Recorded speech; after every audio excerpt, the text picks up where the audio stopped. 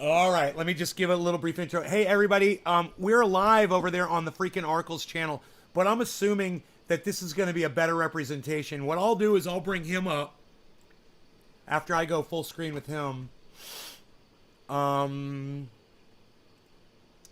Yeah, there we go. And I'm going to bring him up so you guys will be able to see him nice and clear. And I can't believe I didn't think of this before. But anyway, I'm over here at the Freakin Oracle. He's a great guy, guys. Everybody say hello to the Freakin Oracle.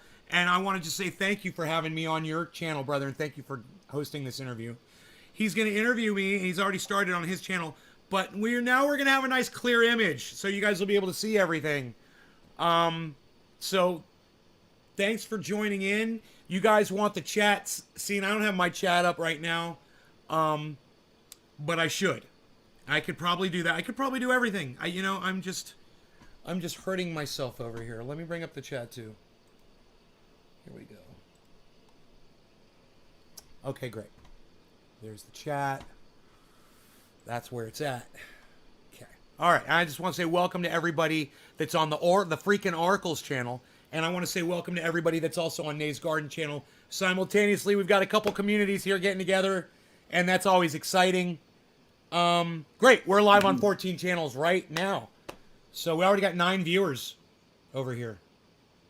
Beautiful. Okay, so what happened was Freakin Oracle just asked me, everybody. He said, how did I end up moving from Florida to California?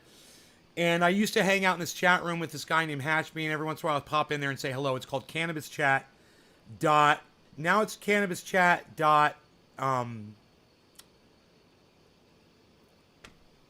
.talk or cannabischat.net, or it's different, but it's Cannabis Chat. You'll find it if you Google it. Tight knit group over there. There was a guy in the chat one day when we're smoking together and we're all getting high, and this guy's name was Jerry, and he said, "Yo, Nick," he said, "you're over there on camera every day selling cannabis. We could see you doing it. You're gonna go to jail, bro. You know that. So why don't you just move to California?" And I said, "Because I don't know where I'd go." And my buddy was sitting in the chat, my other buddy from Ohio. He's like, "Dude, you could just says it. Just boom, just blurts it out. Bro, you could come move in here with us and we'll help you find a house, bro. We'll set you up. You got to come out here." And I was like, okay. I was really impulsive back then. It made the most sense. And when somebody says something to me and it makes sense and I have the ability to do it, I'll go with it, And I was just like, I loved the house, and I loved having the recording studio, and I loved selling cannabis out of there, and I loved being close to my parents and all my friends, Iceman and Adam and all my buddies. It was great, man. But at the same time, it just made so much sense. I was like, yeah, I'm going down. And you know what? There was a van parked outside that house, and it was very mysterious, and I thought maybe it was a police van. I didn't think it was because there was no window on it. And then I told my friend, I told a couple of my friends, and I said, there was a white van. It didn't have any markings on it. It was just sitting out in my cul-de-sac across the street from my house. I was like, what do you think? It didn't have any windows on it, though. I don't think they were really watching me. And they're like, dude, those vans don't have windows on them. And I'm like, oh, I didn't know that. He's like, no, they don't have windows on them. They don't need them. They're listening to you. They don't have to watch your fucking ugly ass.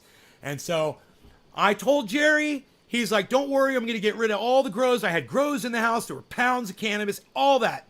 He said, don't worry, I'm going to clean out the house. I was like, okay, because I'm leaving. He's going to move into the house.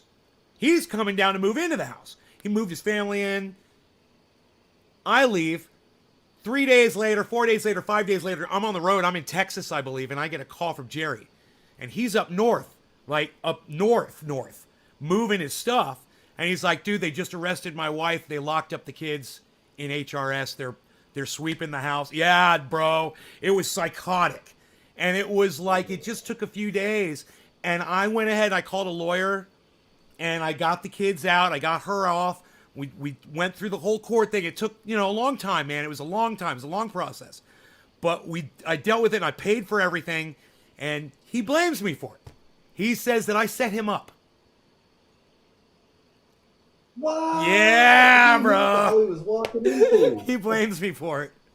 I'm like, bro, I swear, why would he was gonna pay me rent on my home and watch the home, and it was gonna be there. And every time I wanted to come visit my family, he was gonna let me stay at the house and chill and party and have parties there and shit. It was all planned out, man. I mean, it was exactly the way I wanted it. I mean, there was no gain. I lost the home, bro. I lost the home Yeah. because I couldn't afford to pay the goddamn mortgage on it without someone renting it from me. You know, why would I take that away from myself? It was a beautiful home. It was kind of like this one. It was huge, man. It was on the swimming Yeah. pool. Oh, it was in this beautiful neighborhood. Oh, God. So sad. Sad. Wow. I can't believe that happened. That is insane. Yeah. Yep. Yep. Betrayal has been a ongoing theme through my life, bro. A lot of betrayal, but you learn that humans are humans. They're gonna do what they're gonna do. They're gonna say what they're gonna say, and the best thing you can do is just try to be prepared for the next person who's gonna fuck you. You know, Yeah. it's gonna keep happening, no matter what you do. And you know, I just told So- my mom. I'm sorry. Let me just say one thing. I told my mom last night. No Yeah. good deed goes unpunished. You know. That is true. Yep. That is It's very you true. find that out. So you ended up moving to California and living with some of your buddies offline then. So Ohio, man, they're great. Sometimes you see me wearing some of their shirts. The McDabbers. They had one. It says dabs to keep kids extracting nugs instead of dare. It's great. Yeah, I've got a bunch of his clothing. And they're such good friends of mine, and I'm so sad because they got me to move out here to California, and you know everything is going good, and then all of a sudden the cannabis market just went boop, and they left the state, and I'm heartbroken over that because basically they were my kind of like my home base folks, and they used to throw parties, man. We had so much fun over at their house, and they were kind of like a hub. And I was just so sad to see them move. They're back all the way over on the East Coast now. And I'm just kind of, out here losing friends. But Well, you got lots of friends on the internet. yeah, that's true. That's true. That you do. Hey, I hit $1 million. Seriously, I'm gonna call you and be like, hey, pick me up at the airport. I'm coming. All right. So, how did you learn about triage oil? What really intrigued you Great into question, man. I'm getting into that? so glad you're asking me that. So it was back when I first moved to California, and I was doing the Trendy As Dabbers show, and I was doing it from that first house, and it was starting to get popular. I remember I had like 420 subscribers, and it just jumped from 420 to 1,000. And it was like I went to sleep, and the next day I woke up, and it was like that. It happened so quick. And by the time I had that many people watching the show, and they were all getting notified when I was putting up content, I had some fans from San Francisco. They contacted me. It was these two girls, and they said, "We love your show. We want to come visit you." And I said, "Okay, great. Come on out." So they drove up from San Francisco. And we hung out, and they were really sweet. We had a nice time. And as they were leaving, they said, "We wanted to give you a little gift. We've got this oil." And I was like, "Oh, cool. What is it?" And they're like, "Oh, it's a cannabis oil." And I was like, "All right, great." And I look on the label, and it says, Nerve Calm Cream. Forest Nymph Botanicals. That was the product, right? And I'm like, okay. I was like, they're really sweet and everything, but, topicals wasn't my thing. And I didn't, back then, bro, that was, 12 years ago, 11 years ago. And I wasn't feeling the kind of pain that I've been feeling over the last 5 years, 6 years, as I really put on a lot more weight and was just eating a lot of sugar. And I was just experiencing so many problems with my body. My body was breaking down. I didn't really have a need for a topical thing, and I didn't know what it did anyway. And that thing just sat on my counter for the longest time. And it just sat there, and it sat there, and it sat there. I mean, for years, it sat there. And then one day, I was looking at it, and I was like, man, I wonder if this stuff does anything. I wonder what you do with it, you know? And I had an abrasion or something, and it wouldn't freaking heal, you know? And I was like, I wonder if this will help, you know? And I had just ripped it open, you know, and it was, you know, it was painful. And I remember I put that stuff on, and I was like, oh, wow. I was like, that feels so much better. I was like, that doesn't hurt. I was like, I figured it was going to sting or something. But I looked inside the jar, and it was all gooey and disgusting, bro. And there was literally rotten cannabis bud flower inside it. Yeah, there were chunks of cannabis flower inside the oil. That's how they made it. And I was like, this is gross. I was like, I don't even want to rub this on my skin. And I was trying to figure out what was in it. I was like, I wonder if I could make something like this, you know? So, you know, it'll still work. But, you know, I'd been using it on things, and it seemed to be doing the job. But it was so nasty and disgusting. I was like, I wonder if I could come up with something better. And so I ran out of that stuff completely. And I was almost down to the very bottom of the jar, I decided, I don't know how I freaking did this. I decided to take coconut oil and mix it with a whole bunch of THC oil. So my first mix was 50% coconut oil, 50% THC oil that I had already had extracted oil all over the house. I'd had it, you know, I realized it was in my, my bubbler, you know, so what I was doing was I was taking like this device, and I was heating it up, and I was dripping the oil out into a ramekin, or I was taking alcohol and I was cleaning it out with alcohol, and I was dripping out the alcohol solution into a ramekin, and I would dissipate the alcohol until I was just left with the oil outside the glass. And I kept saving it and saving it and saving it. And I did a video years ago on my big channel, and I'm sitting right there on the couch, and I'm sitting at that coffee table, and I'm showing people how to extract the oil from a bubbler. And I'm saying, you know, just like I was just telling you, you know, you can do it with alcohol, you do it with heat, blah blah blah. And so I literally grabbed, you know, bubbler, and I was doing it on the, yeah, cheers to you, bro. I need to pack a bowl. And I was giving a demonstration. And at the end of that video, and if we looked that video up, it would be great. Because at that end of that, near the end of that video, I remember saying it. I'm like, I'm saving all this oil up. I'm like, I know it's got a high content of THC in it, I said, and I'm sure that it's good for something, but I'm just not sure what. And son of a gun, that's the same oil that I started using to make my first triage oil with. The exact same stuff out of my bubbler. So I took it, and like I said, I tried a 50-50 mix, and I rubbed it in, and I was like, well, this freaking works. I mean, God, it seems to work. I was like, but there was something wrong with it. And I was like, it seemed to just like not really go into the skin really good. And then I started thinking, I was like, what if I wanted to give this to my friends?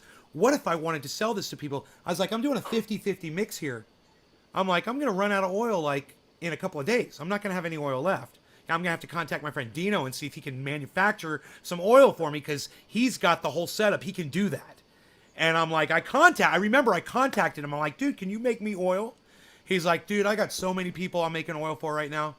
I'm like, there's a waiting list. And I was like, okay, so I'm thinking, right? I'm like, what else am I going to do? How am I going to make this work? So I was like, well, I wonder if I could try 25% oil to 75% coconut oil. So I tried that. I made a mix, rubbed it on my skin, used it, It was working. I was like, well, wait a minute. I was like, how low can I go? So I immediately went down to like fucking 5%. And it not only did it work, but now it was dissolving into my skin properly. There was no oil left. I was getting like a yellow residue of THC oil on my skin. And I didn't know. I was like, it was not anymore. So I was like, I think I'm onto something here. And I'm thinking, dude, if I'm doing 10%, it's still way too much if I want to do this on a large scale. I'm like, how low can I go? Right. So I got down to 2%. And I'm like, that's it. I can't go any lower than 2%. Why did I say I can't go any lower than 2%? Because I'm a fucking idiot. That's why. That's why. Because I didn't know. But I got to 2% and it still worked. Not only did it work, but it would take my pain away for like an hour. And I said, that's basically how long the 50-50 worked for. It took my pain, like acute pain, gone for an hour, no problem. I was like, okay. And I was doing 2% for a while. And I was like, what about 1%? Can I do 1%? Can I do half of what I'm doing now? So I went down to 1%. I tried it on a large scale.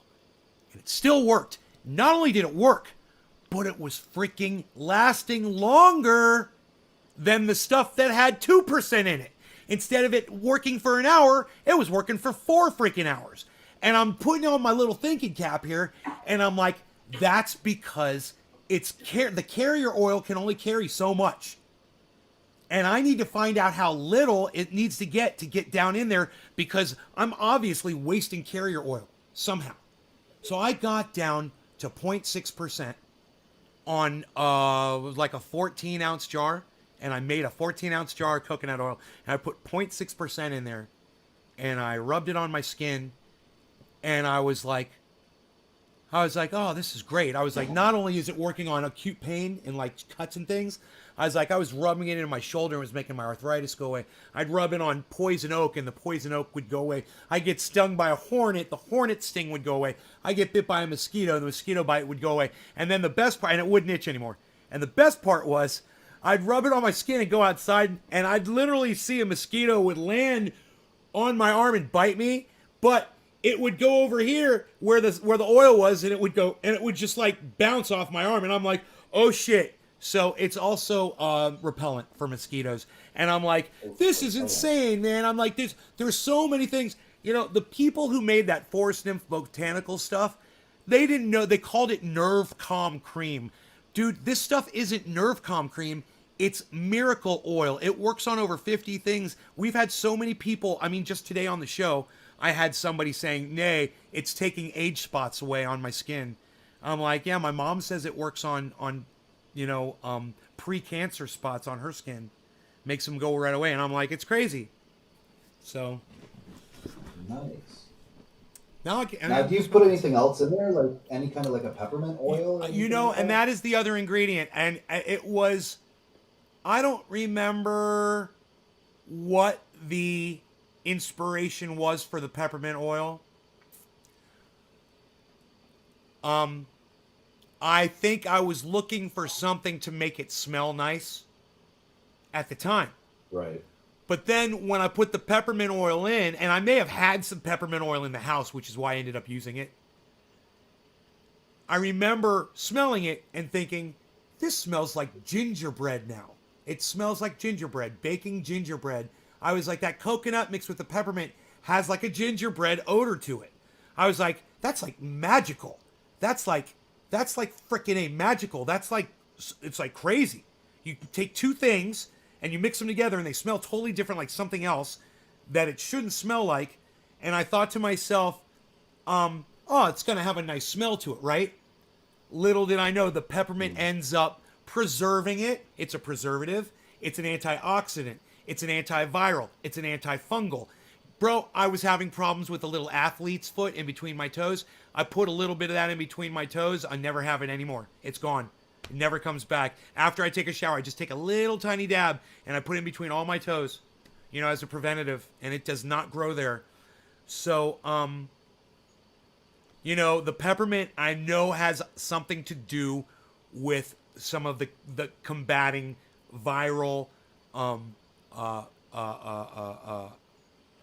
bacterial, and possibly working as a preservative. Now, if you leave this stuff out in the sun for a long period of time, it'll go rancid, but lo and behold, it'll smell like machine oil, but it still freaking A works. It completely works. It smells bad, but yeah, in a pinch, if you left it outside, like in a tree fort or something, you know, for mosquitoes, it'll smell a little machiney, you know? But, hey, let me hit this bong really quick. Cheers to you. Hey, no law regarding the freaking article. Everybody subscribe to this channel. I got 17 people watching. You guys come over there. Hey, they're talking. Mark Suave. He says he uses the 1% mix to put on skin. Right on. That's the mix. Cheers.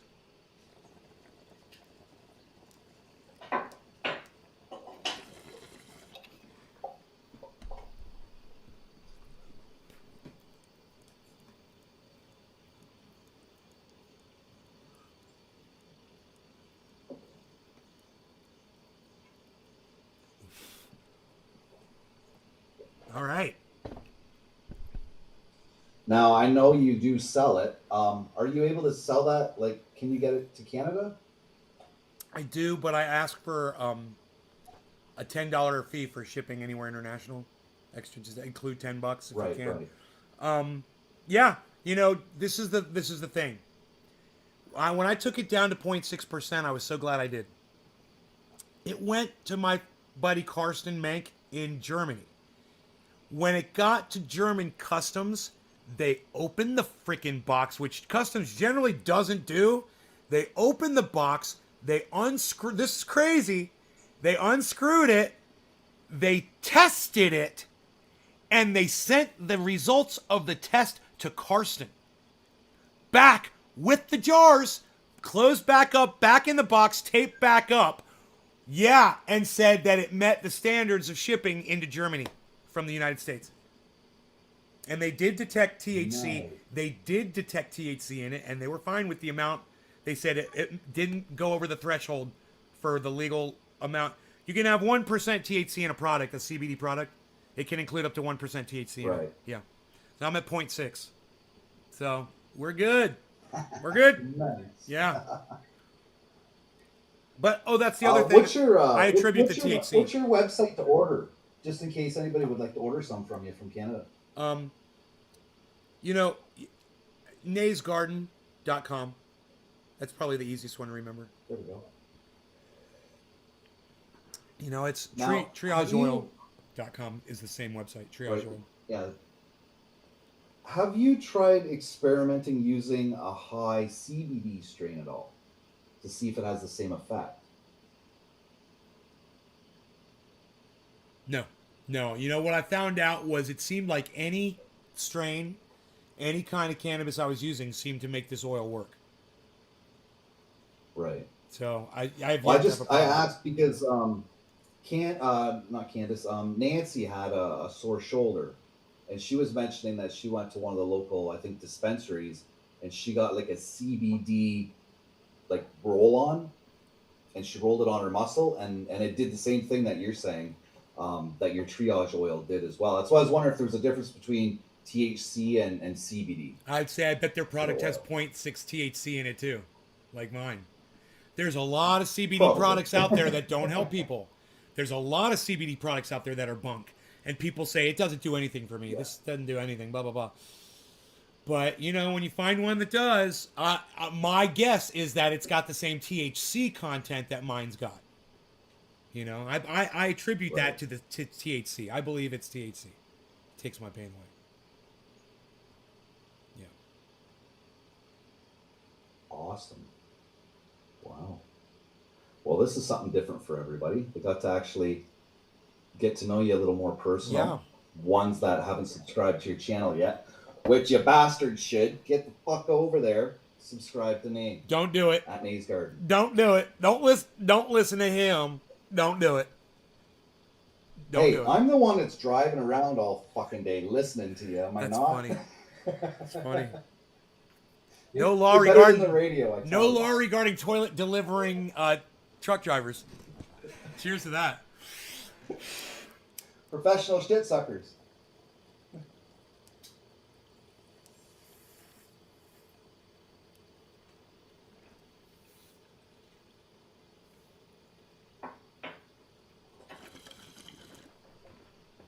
We should smoke more. So now I know you were mentioning that you didn't care whether anybody purchased it from you. You're just trying to get the word out that as a topical, it's amazing and it does its job. Exactly. Thank you for saying that. Um, I want people to realize that they don't have to have the pain that they've been experiencing their whole lives. You know, whether I don't care if it's a hornet sting or if it's a little arthritis. My favorite one though, brother, is that nerve tingle that you get. People that have spinal injuries like me, you know, you get a little. It feels like an electric shock.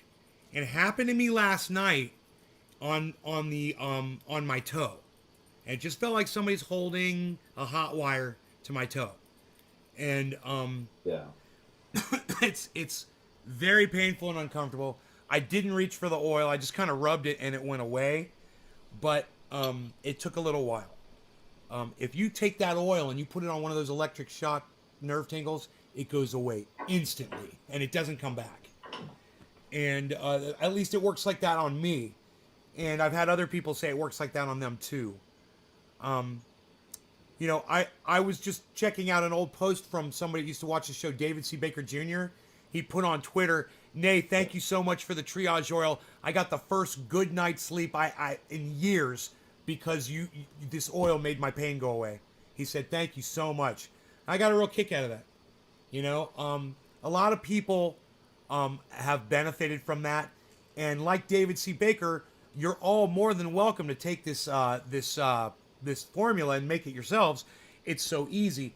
And let's just go over that really fast. You know, if you're doing concentrates like I am, and it doesn't matter what kind of cannabis concentrate, even if you just have a bag of cannabis flower, you can still concentrate it. You can get the keef, you can get the oil, you can squish it, you can heat it, you can use water extraction, you can use alcohol extraction, you can use butane extraction. There's all different kinds of ways.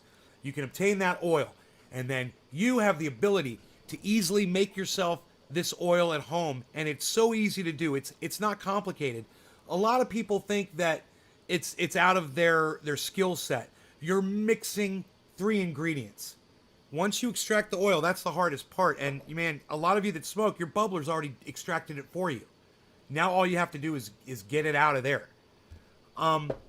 It's 90, let's say 97% coconut oil, 2% peppermint oil, and 1% activated THC oil. And I don't care if it comes from this or any other source or any strain. And people will try to sell you on a strain for pain. They'll try to sell you on a sativa or an indica. And I'm here to tell you, folks, sativa's got THC and CBD in it too. And when you get the oil out of it, it doesn't matter if it was from a sativa plant or a purple indica plant. It doesn't matter. It's going to make your pain go away. Promise you. Try it. You can do it yourselves.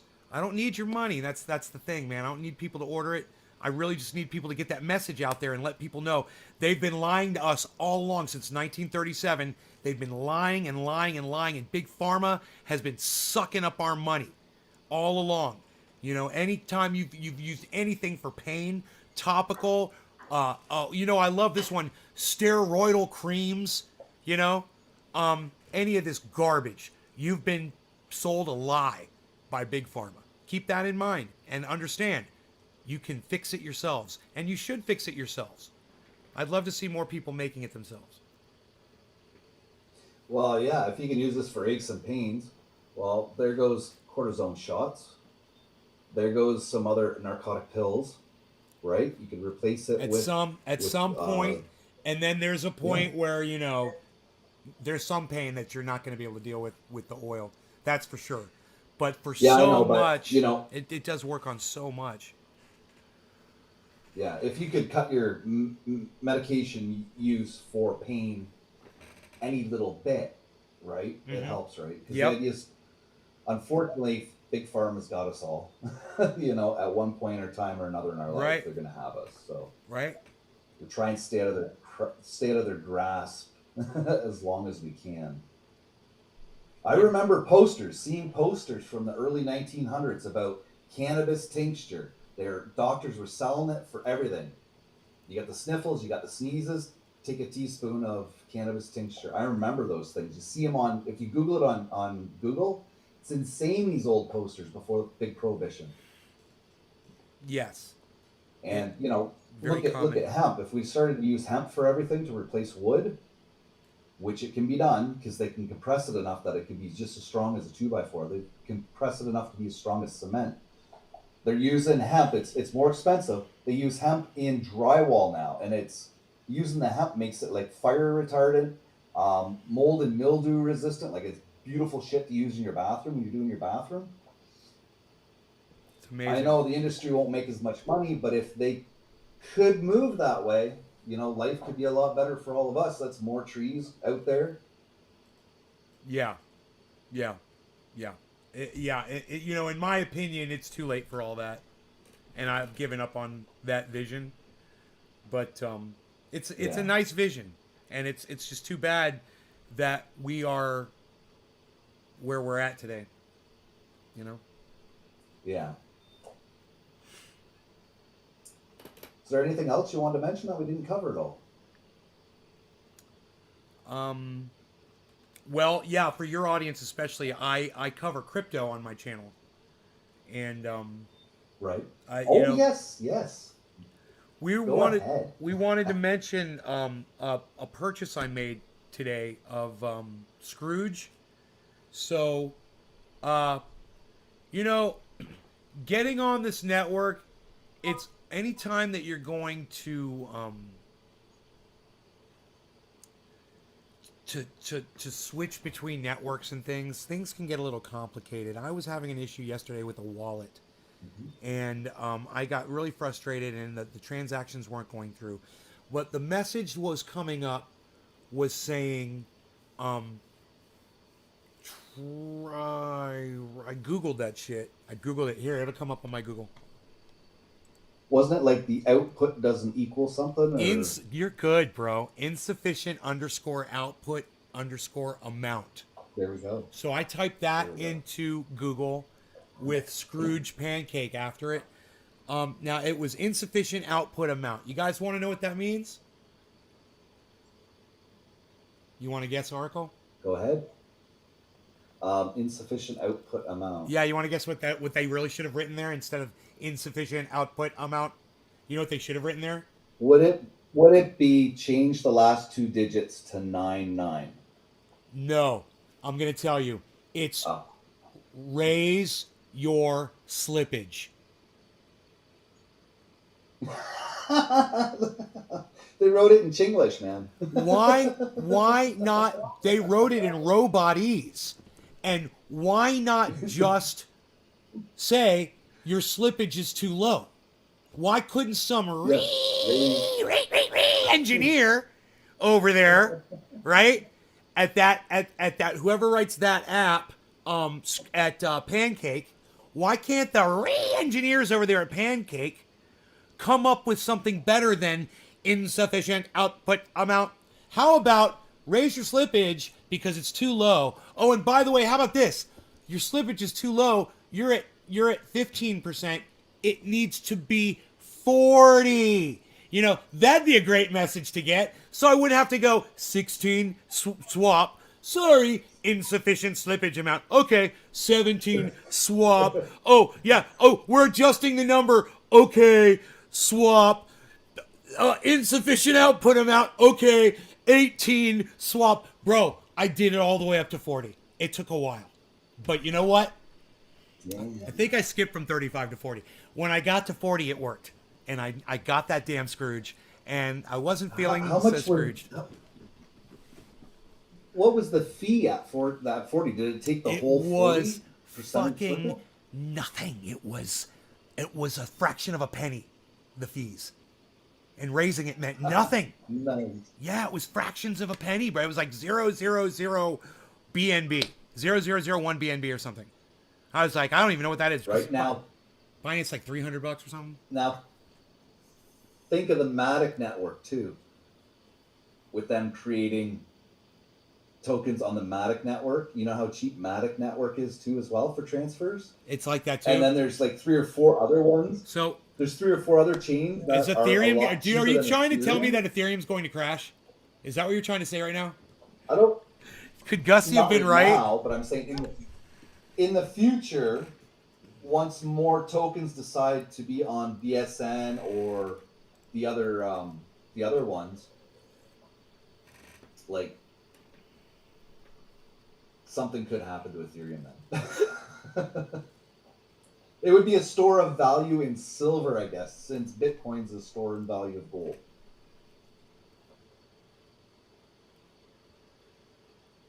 I'm reading These the new tokens use these other blockchains, man. Hey Nick, what's up, buddy? People will go there because they're doing the cross chains as well, right? I don't even know. You mean that means you That's can where you can take like. That's when you wrap a token. You wrap it so that you can transfer it onto a different blockchain. So you can do wrapped ETH and put it on Binance. right. Smart chain. I hate that you have to do that. You know, it's just so complicated. I know. Ugh. So that was the problem that I was having last night with the new one that I just got into, where I'm getting the pooling. That's on Solana Network. So we should talk about this one, bro. This one's huge. Okay. So there's liquidity pools. You know about these? Yeah. Yeah? Are you doing it? Not right now. DeFi liquidity pool. Okay, so check this out. You got Solana? No, I don't have any Solana. So this is the Solana I'm gonna get some though. Yeah, this is the Solana network. So they're live, and this is just so fucking crazy. This one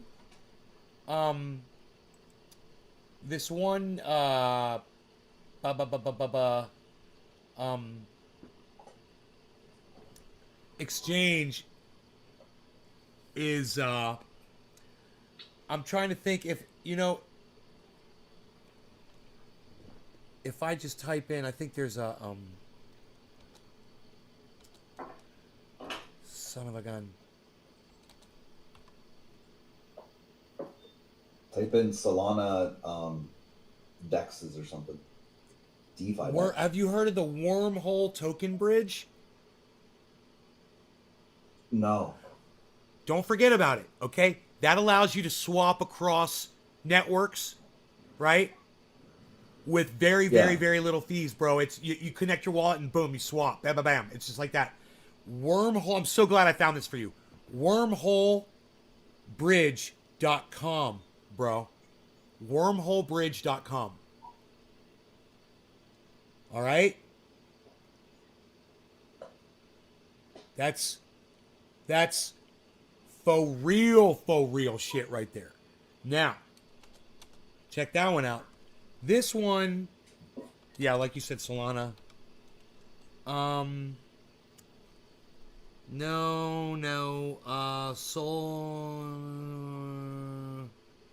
it didn't work for me. I saved it as a bookmark, man. I can go into my bookmarks and find it. Let me find that bitch. Okay, here we go.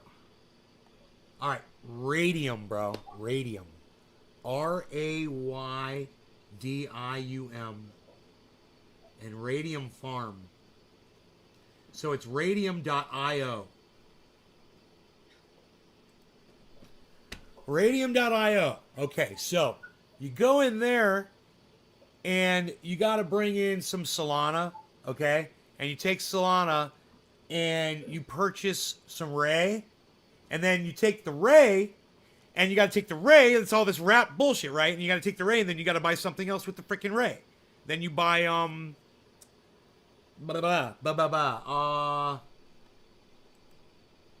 connect my wallet and tell you. It's so freaking complicated. But the good news is, this whole process is completely documented, beautifully, quickly, step by step. If you go to Lark Davis's channel, that's on YouTube, guys. Lark Davis on YouTube. You should all be subscribed to him. You should all watch him every morning. Seriously, if you don't, you're screwing yourselves You need to watch Lark Davis. All right? Go back about 4 days and find his Solana DeFi liquidity pool tutorial. It is so bare bones, quick. You won't be confused at all. You guys will be doing this in minutes. I promise you, I'm an old idiot and I was able to do it myself. You guys will be able to do it too. Get over there and then you'll see this liquidity pool, man. The fucking APY is 56% on the one I joined with Lark. 56 APY. Damn, that's pretty good. Yeah, that one's good. But then if you want to get a little riskier, they got 700%, 1200%. Take your pick at your level of risk. Yeah, APY, bro. That's crazy. 700%. So I'm going to put in $100. I'm going to put in $1,000. At the end of the year, I'm going to have $7,000 if everything goes as planned. Shit. Unreal. Yeah, but that might that APY might fluctuate when there's more users staking there. That's what I've noticed with them. They kind of have a higher APY to drag people in, and then once it gets too many, then it does go down a bit. Right. So you got to keep your eye on them and see if they adjust, right? Yeah. So the idea when you're doing that kind of stuff is to try and get in near the beginning of a new pair. That way you can start immediately getting that higher APY and stay in it as it goes down. And then the next one that comes out that has a higher APY, then you just sell out of that and then you jump into that one. Right. We have a guy, Tim Perry in our crew, and that's what he does. Huh. He does all that kind of staking. Oh, cool, in the man. DeFi. Yeah, he's a DeFi guy. All right. Told you, we got somebody cover everything. I've got... He covers DeFi. I cover meme coins. Okay, here it is. I've got this I've got this wallet connected, and it's going to tell me what the name of this coin is. I think that I bought because it was Ray. You had to go from Ray, and I think you had to go from Ray to something else. From Ray to Solana. Oh, Ether. No. You know, I think I failed. I think I failed at the last... I don't know. No, I got into the goddamn... Oh, no, that's right. You go to farms. No, I think you do it with Radium. I think I did it with Radium. Okay, I'll go to farms or pools. Is it pools? It's pools. So this is all at radium.io. Okay, and across the top, there's a menu, and it says farms. It says pools, right? I'm on... Okay, right here... It's... Oh, there it is. Pending reward. Okay, I got it. Okay, so it's farms. You click on farms once you're there. And I can give you the direct link. It's just radium.io/farms. It'll take you right to the page. And if you go 3 down, it's Ray-USDC LP. That's the liquidity pool. And I've got three Radium staked in there. So like $50. I put like $50 in there. I believe. I don't know how much a Radium is. I have no idea. I don't know what I'm doing. But I'm watching the rewards that come back instantly, man. They just start rolling in. You know, it's very it trickles in, but it comes in instantly. So it's kind of like reflections. But, you know, it's... Oh, there it just went up. It fucking just went up, bro, right now while I was talking about it. Isn't that funny? Yeah, and what you want to do is you want to try and harvest them pretty regularly. That way you get compound interest with that included in it. Right? Well, I'm at 0.009. Depending on the fee. I don't have enough in there to really harvest. I'm not harvesting anything yet because it's at 0.009. But why doesn't it auto harvest? Wouldn't that be cool if it just went right into your... Why do you have to do that, man? Why do they do that? Why do they do that to us? I think it's just part of the contract. It's part of the contract that you sign. You got to move it over. Yeah. It's like they get a little fee. It's good though, because you don't forget, because I have Baked Token that is staking in Bakery Swap, and I totally fucking forgot all about it for the last 2 months. So it's like a bonus. It wouldn't even tell me. It wouldn't even tell me which one I was in. I had to go into every single one, wait for it to load to see if that's where I had my Bakery Swap tokens. Well, that's a little. It took me an hour to figure it out. Oh. Then it's kind of like searching for buried treasure, and you've got the treasure map, Yeah. and you know it's there. It's kind of cool. Yeah, I know it's kind of when I've lost crypto, and had to recover it, from different apps. It's like or exchanges. It's like a puzzle. You got to get them to help you, and you're trying to solve it. And if you solve it, hey man, for me on a couple of times, bro, I remember. I don't know if you were watching back then, but I had like freaking I don't know, man. I was a lot. I had like $3,000 or $4,000 worth of XRP that was just in the ether, bro.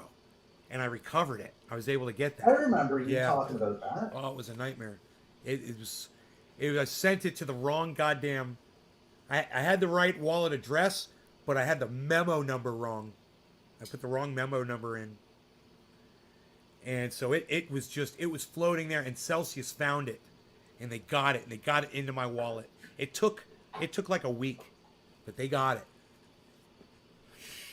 I was so thankful. And then another time, I'd lost a lot more than that, bro. I can't remember what had happened yet. It's like it's on the tip of my mind. For some reason, the number $19,000 is in my brain, and I'm thinking it was like all of my Polkadot or all of my Matic at the time or something. And I went to move it, and it wasn't going through. But I just can't remember. I got to go back and think about that one. I had this big fucking amount of money, bro, and it was out for a while. And I think I actually had to contact somebody to help me get it back. But I was like, I think I remember thinking at the time, well, I'm not that worried about it. It's cool. But I'll nail it down. I'll tell you when I figure out what that was. It was a big one, a big mistake. Yeah. All of it was always my fault for just jumping the gun. Not making sure that you copy and paste something and then you don't look at the last few digits to see if it matches what you just thought you copied and pasted. Because sometimes Windows 10, there's engineers over there in Windows 10 who think they know to change the way copy and pasting works on your computer. So now there's like a list of things that it saves. There's a whole list of things you've just copied and pasted. And maybe it glitched on me when I went to put that memo in on that one transaction. Yeah. I'll never know. I don't know what that number was or where it came from. It didn't make sense to me. So how's your reflections doing, bro? And why don't we tell everybody every single crypto we know of that offers reflections? Because I think that's a fantastic thing. That's like every new token, to be honest. Which one? All these meme tokens that all have reflections. They all have reflections. It's great. But these new tokens, though, the reflections are getting higher. So you're like, some of these are like 15 to 20% right off the hop. So you lose 20% when you buy. Right. So you're at 80%, and then when you sell, you lose another 20%. Wow, that's not fun. That's to make you hold on to those coins and keep staking them and keep staking them and keep right. So you know what that reminds me to build value. You know what that reminds me of? It reminds me of NFT when the original creator of the NFT wants to get like a 10% cut on every sale of the NFT. So imagine you purchase an NFT and you pay $1,000 for it. And you're like, yeah, man, I got this NFT, and somebody's already offering me $1,100 for it. Cool, man. So you take it and you sell it to the guy for $1,100, and then you get your money and you get $1,000. And you're like, what happened? What just happened to me, man? Yeah, man, $100 just disappeared. Ugh. Yeah, I like crypto. It's really interesting. It makes you think a lot.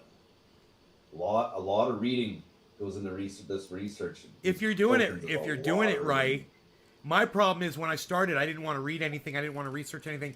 I saw something with a pretty logo and a cool name, and I thought, oh, this one's probably going to do great. I like the name of it. I'll get some of this one. I've done that before too. Logo and name, I bought it just because of the logo and the name. and I got Nano, the two ends. They got me bad because they were at their peak when I purchased them. I got them. They couldn't have been any higher. Ugh. They've never recovered, and I got a few that have never recovered. You know, Safe Moon, Safe Mars, um, the ICP, Internet Computer Protocol. I got that when it was really high. I must have been really high. I was in a list to be able to buy that as an IPO before it got listed. And I was just like, they wanted like 7 or 8 grand. I was like, no, I'm not gonna do that. And I should have. Because it was really high when it first came out. Wow. Really high. What was it, like 400s or something, wasn't it? Or 200s? It was a lot. Doc says he's got the best NFT, and then I'm gonna hold this up. Do you, Doc? You have the best NFT, bro? I don't know. That is the best NFT right there. I can't get rid of it yet. I'm still holding on to it, man. It's gaining value. He says I was high too. Right? Ray is $5.38, and I've got $15. What? No. Why does it say I got $50 worth if it's only 3 point something Ray? I don't understand if Ray is $5.38. It should have been like, I don't know what the fuck. Then they're not Ray. Maybe it's not Ray that I'm holding in that pool. God, how do I find out what that is? It says stake. Your staked. Stake LP. What's that? Ray. Balance. Ray.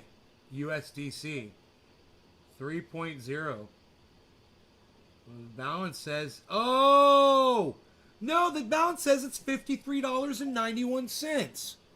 So I've got 3 of something that is $50, $53.91. So what's that? How is Ray only... I mean, I believe you when you say Ray is $5 or $3, whatever it is. But what's going on over there? Is it wrapped or something? Is it worth more? He's gonna clone. Doc says he's got my DNA because he's got my beard brush. He says he's gonna clone my DNA with a pit bull. Fucking funny. Oh, my bees.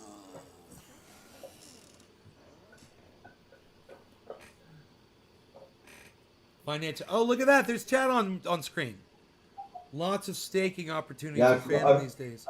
I decided not to post nothing because we were having our little interview talk. Oh, I like that. I want to see their chat, man. ICP got it bad. Yeah, ICP got it bad. I got it bad. Like a good name by Bumcrack, Dave Love. It is a token. It's on the XRP chain. Bumcrack. I refreshed it to see the 107 even nicer. Fairy Dust. He's at 107. Who's at 107?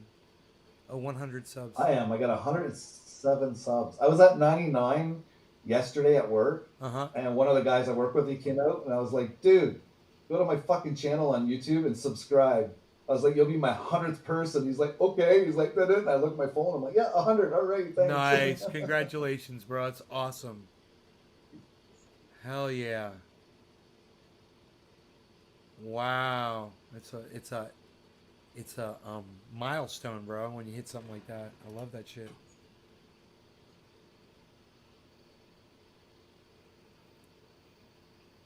Gary says it was a good interview. Nice. Thanks, Gary. It's not necessarily over. If not, if I come up with more. Hey, for instance, I forgot. You know, I wonder if your audience is still getting that blurry image of me the whole time. Is it still all blurry and crappy? Yeah, it's still blurry, but you get used to it. Cool. Well, I Like I brought concentrate more on your voice than I do your look. So I brought up. Wow, Saitama is down to 4, bro. What's up with that? I know. Yeah, that's a good thing though. Is Sada Mask have a release date yet? I don't know. I did mine this morning, and it actually registered me, and it said it was sending me my login, my activation code, but I haven't got the email. I Oh did no, that that's at what like happened six to o'clock this me. morning. Man. That's what happened to me. I got all the way through. You're waiting It for said we're gonna give you your yeah, you're waiting six-digit for an code, email. and never fucking comes through. And you're like, yeah, typical. Yeah, I'm not apparently. surprised. I'm not surprised because you guys suck. You don't even listen to your audience members when they're talking to you and telling you that your shit's broken. You're horrible people, all of you, all 6 of you on screen. You're all horrible, horrible What? people. It'll go through eventually. We'll get it. We'll get. I'm gonna have like 6 freaking emails from them. Try this number, try that number, try this number too. No, that number's no good anymore, but try this number. All right, no law regarding Sada Mask not having a release date on when I can get on that thing. I'm kind of excited about it actually. Iceman! Cheers, buddy. Dabs up. My buddy from Orlando.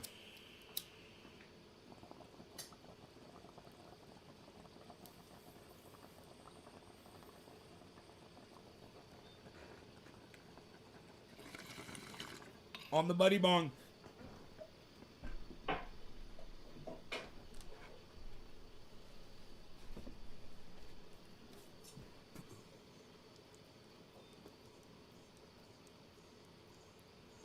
Oh yeah, somebody mentioned my jars in the chat earlier.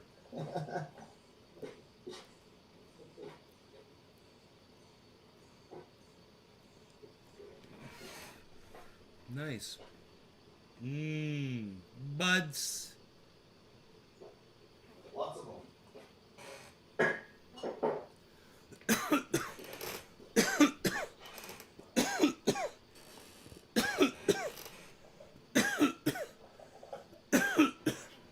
So we're watching right now. Let me pull up my screen.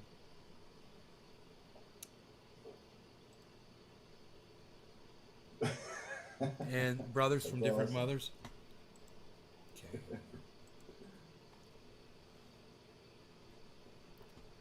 Okay, we're good there. I said share screen, but it didn't. It didn't come up. Yeah, it's here. Hold on. Oh, my bad. Oh, cool. So is that blurry as hell too? I'm sure it is, right? No, that's actually really clear, dude. What? Yeah, it's really clear. Like laser beam clear, huh? Yeah. So what I like to do, is I like to look at the top. Scales at the top right now. Doge, believe it or not, hit 21 cents today, guys. Adam, you guys, I always remember Adam as Cosmos because I think of Adam Benson floating around in an astronaut suit in the cosmos. So that's how I know that Adam is Cosmos. Litecoin, Nice. Matic is one of my favorites right there at 238. It is at its 24-hour high as we speak, guys. Matic just hit its 24-hour high. So welcome to the Oracle Show where you are literally getting real-time crypto information as it happens. So Synthetics 533, Shiba Inu. Now what I'll do now is I'll go all the way down to the very bottom. We'll look at what was at the top, and now we'll scroll all the way down to the very bottom. And say Tom is at the bottom, but I wouldn't tell anybody to get it right now.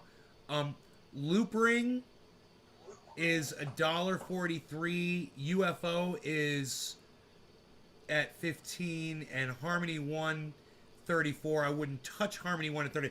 Now this is something to recognize right here. The fact that Harmony 1 is at 34 cents, and that is the low over the 24-hour.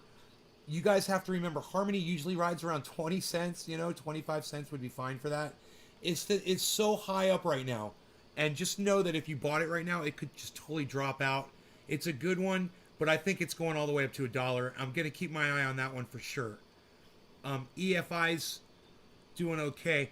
But, if I'm trying to get in on something right now, I'm having a hard time deciding, because the market seems to be, doing actually fairly well. I don't see anything. Okay, here's one. Here's one. This is a good one.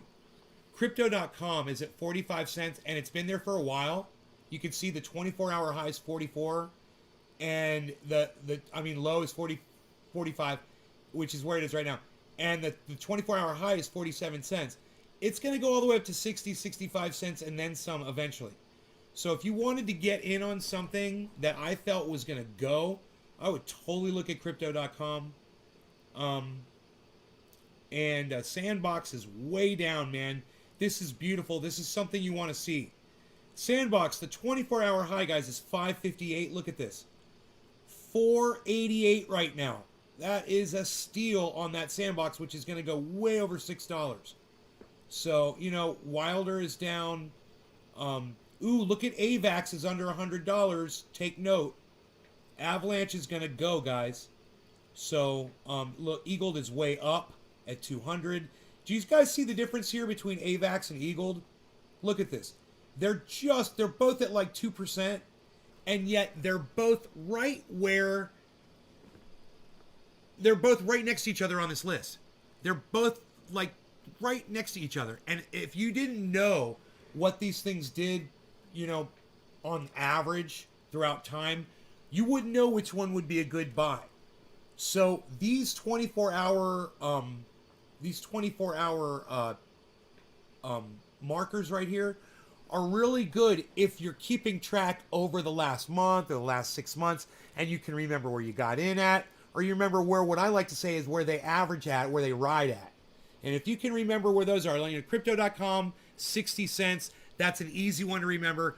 Engine's way down. I would think that would be up around 350. It's way down. Storage, I know storage is going to go over $2 again. It's at $1.60. And I'm familiar with these. So you get, the more you watch them and you keep a list like this, the more familiar you'll be with. And when the time comes to purchase for you, so if you keep an eye on them, and that's why I like to keep an eye on these things like this. You know, I think it helps immensely. And then I like to compare the market like this. We'll just kind of, I was looking at Bitcoin before. It was crazy. I actually found a head and shoulders that was inside a reverse head and shoulders. It was one of the most frightening things I've ever seen because I didn't know what Bitcoin was going to do. And what turned out happening was absolutely nothing. They canceled each other out. So look at this. You've got a giant shoulder, head, shoulder right here. See this giant head right here? But look down here. Look right here. You've got an upside down shoulder, head, shoulder right here. And they are completely negating each other. You know what ended up happening? Nothing. It went down and went back up, and it ended up right where it was before. So when you see a head and shoulder pattern on the top side, and you've got an immediate head and shoulder pattern underneath it, these things are right on top of each other. Head, head. See that? Boom. Nothing happened. Interesting, right? You know, some of these patterns are really fun to watch, but what I really like to do is to look at everything simultaneously and just kind of see some of my favorite cryptos. I'll stretch it out and I'll get an idea as to where you know, the lead crypto is, the thing that seems to be leading out in front of everything else. I'll look at all of these simultaneously. I'll try to put them all in the same time frame. So I'll get on one. What we're using right here is Crypto Watch Desktop. I think it's a great tracking software. It's not what I would recommend for technical analysis. It's more what I call for just basic monitoring. Well, you know, if you're looking to just get in and out, and you want something easy, this is great for that. If you want really good technical analysis on your crypto, I recommend you guys check out Candace's podcast, Financial Brew. That's where you're going to get the best technical analysis on the internet. Otherwise, Oracle, why are you so quiet, man? Did you go out and smoke a cigarette, bro? You smoking a cigarette, bro? I think he is. Are we still live, bro? Oh, there he is. Dude, are you muted? Yeah, I'm muted. Fuck sakes. Oh, I'm glad I figured that That was out, man. awesome. That was awesome. So, No, if I went out for a cigarette, I would just go have one. I'd take my phone with me. oh, cool, That's cool. how I do it. I take my phone with me outside, and I stay on. Cool. So, basically what I've got here are my, some of my favorites. There's across the top, it goes Bitcoin, Ethereum, Cardano, Matic, and Sandbox. I try to represent every what in my mind represents every corner of the cryptoverse on this screen. I get an idea what's going on in the metaverse with Sandbox. I get an idea what's going on with the altcoin community between Cardano and Matic. And I get an idea what's going on with Right. Ethereum, which kind of stands alone it's kind of its own entity as well as Bitcoin. So I look at all of those. I don't get too complicated because it uses up my bandwidth too. The more of these I open up, the more bandwidth it uses. And I can only have 50 in my list here, and I'll use that list as a gauge as well to see what's in the green, what's in the red, what's at the top, what's at the bottom, and which direction the market's going. Whoa, big drop on Ethereum right now. So it looks like Ethereum is leading. Now watch this, guys. You might see a giant drop across the whole board now. Ethereum did it first. As I saw it, there is a giant spike, and if you look down here, look. You'll see Ethereum's it reversed. It had this giant, it's going back and forth. Look at this. Look at this activity, guys. Look at this Ethereum activity. So this is very liable to be our leader right here. But we love that giant spike of volume at the bottom. It is unbelievable. So there was a huge drop. Look at the drop. 3308. I mean, on Ethereum, that's huge. Boom. And then snapped right back up with a giant volume spike. And now as we look, we are back up at 3314 as if nothing happened. What was that? What happened with Ethereum? Wow, you see exciting things like that. And you start wondering, freaking Oracle times 2. Look at this. We're going for a cigarette. We're going outside. Now, when I used to smoke cigarettes back in Florida, the way I quit was every time I felt like smoking a cigarette, I did a bong rip. And if I did a bong rip and I felt like smoking a cigarette after that, I would do another bong rip. And I would do it until the urge went away. That's how I quit smoking cigarettes.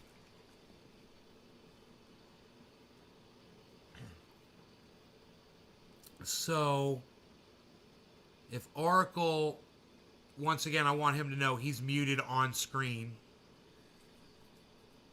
We can see that he's muted on his phone.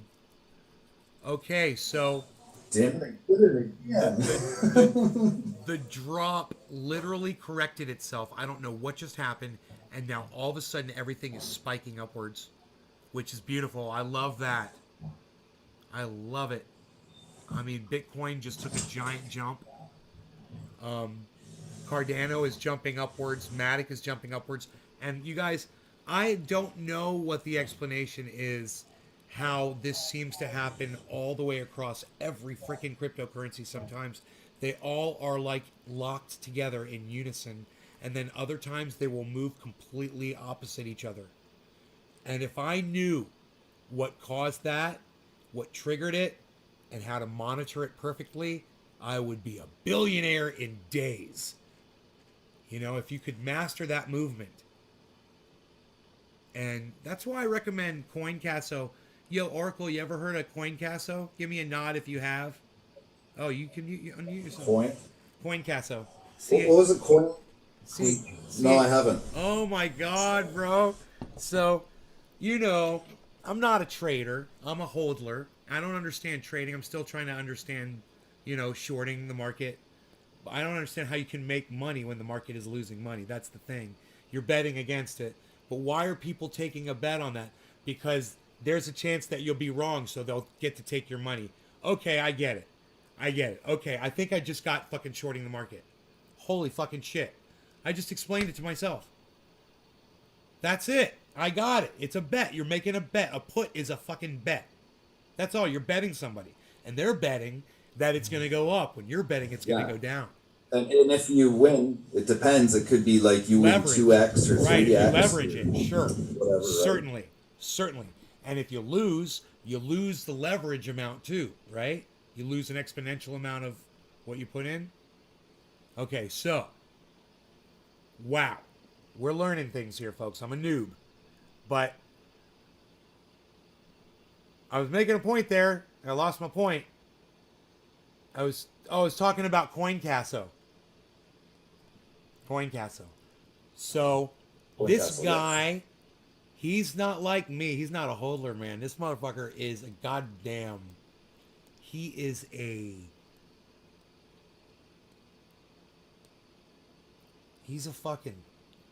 serpent, dude. He's a goddamn viper. And he shorts that fucking market. And he longs that market. He shorts the market. He longs the market. He shorts the market. He longs the market. And he'll do it in an hour. And he'll take $100 and he'll turn it into $1,000 in an hour. In 1 hour. Short and long and short and long and short and long. Isn't that what that one guy on your channel does that? Is that not what he does? I can't remember his name. Joe H does it, but he doesn't do it at the rate. Joe H does longer predictions, right? And rides them. It's to my knowledge. This guy, he's doing trade. 1, 2, 3. Trade. 1, 2, 3. Trade. Like that shit, bro. Like people playing chess and hitting the fucking button in between each move. You gotta go see it on his channel, bro. You gotta go watch what he does. It's amazing. It's like... Yeah, that's insane. Oh, I used to trade a lot, but not like that. He has that, like Carl the Moon, that understanding of all the patterns. You know, he knows all of the movement. He's got that extra sense of what's going on, you know, like what's going on in Asia. Like Joe H talks about, hey man, the markets are opening up at this time, so things are going to happen, or it's the weekend, or it's this day of the week, or blah blah blah, you know, or you know, who is it now that's threatening to ban crypto in their country? I forgot. It's another country, you know, and all these things are affecting, you know, the crypto market. And that helps him too. But, oh, God. It's like watching an artist, bro. He's like an artist with a paintbrush when he does it. And he'll teach you how to do it by watching him on his channel. Hey, Dave C. Fishing. Hey, Noli D says, I love NAYS. Thank you so much, Noli D. Thank you.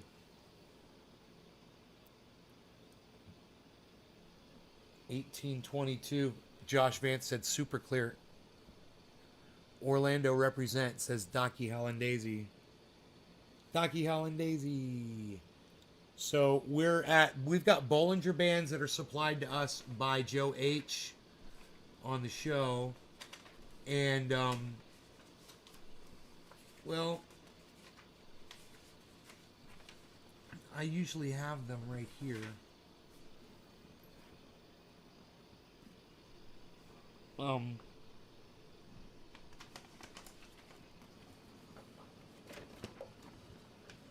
But I've misplaced them, and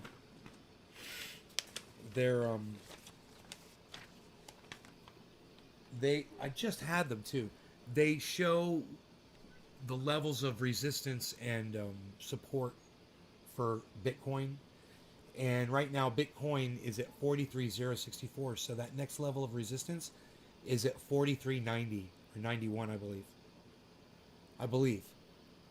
Unless that was 4291, but I don't know where I put those Bollinger Bands at, man.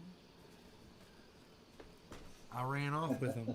I ran off with my Bollinger Band page. I always have it. right here.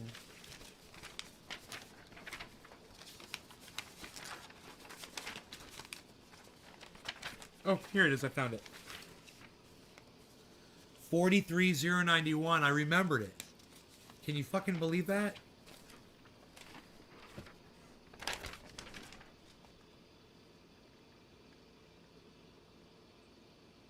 So we're at 43074, guys. Buy your Tesla mugs on a red day. Muted, says Hyatt. I'm 43080. not muted, am I? No, I hear you fine. Hi, Rye. What's up, brother? Hi, Rye, man. Ken, you are ryeing it again. What's ryeing it mean? I have no idea. Okay, well, I got something. I got something, and it's called when you Candace it. You want to know what that means? You want to know what? Mean? Hey, Candace, when you Candace it, that means you giggle every 3 words. Uh-huh. So true. Oh, you're Candacing it. How do you keep muting yourself? Hyatt says. It's so funny he says that. You keep muting yourself. Yeah, Well, I mute it to. I think Hyatt is way make behind. Any noise come through. Bro, I have think to these are turn it from a back few on. minutes. I think these are from a few minutes ago. When you were outside. Yeah, I don't know. It's scrolling a bit right now. So MC says I forgot my Bollinger Band in the car. No. Here, let's show those here, so you guys can see what our points of resistance and support are. So we're at 4385, guys. It's exciting. 4382. We're almost over that 4391. What did Candace say? she said, "Fair enough." Candace, I enjoyed watching your upload today. I just want you to know that. Did you see my I left a comment on YouTube for you. It was very. Yeah, I seen it. I seen it there. It was very good. Her upload was really good. You know, about NFTs. The one about NFTs? Is that the one you're talking about? Yeah. Yeah. Yeah, that was actually really good. She does good work though. She's getting better and better every time. So I'm just trying to figure out, you know, because she does those quick cuts, and I'm trying to figure out, because I think sometimes she cuts before she really starts laughing, and I'm like, what was so funny? What was she gonna be laughing at? And sometimes I'm thinking she's laughing because she's thinking about what she's doing. When I get 1,000 subs, I'm having a drinking stream, and you'll see super. Candace, when you're doing that up, we should pull that up every time she giggles, every time she chuckles. Because I think she's thinking about how funny it is. Oh, you replied? I'll have to go back and see how funny it is that what she's saying, and she's laughing at her own jokes. And she's like, that's why she starts chuckling, because she's like thinking about how funny her own jokes are. And even like, I think that she's thinking about jokes that she's about to say too. And she's just laughing off in a weird time where you're like, yeah, she's thinking about what she's about to say, or she's thinking about something she just said. And she's just having so much fun while she's doing it. She's laughing the whole time. And she's doing those quick cuts. Well, she's getting really quick on the dad jokes. That's for sure. She's getting really quick now. Oh, really? Yep.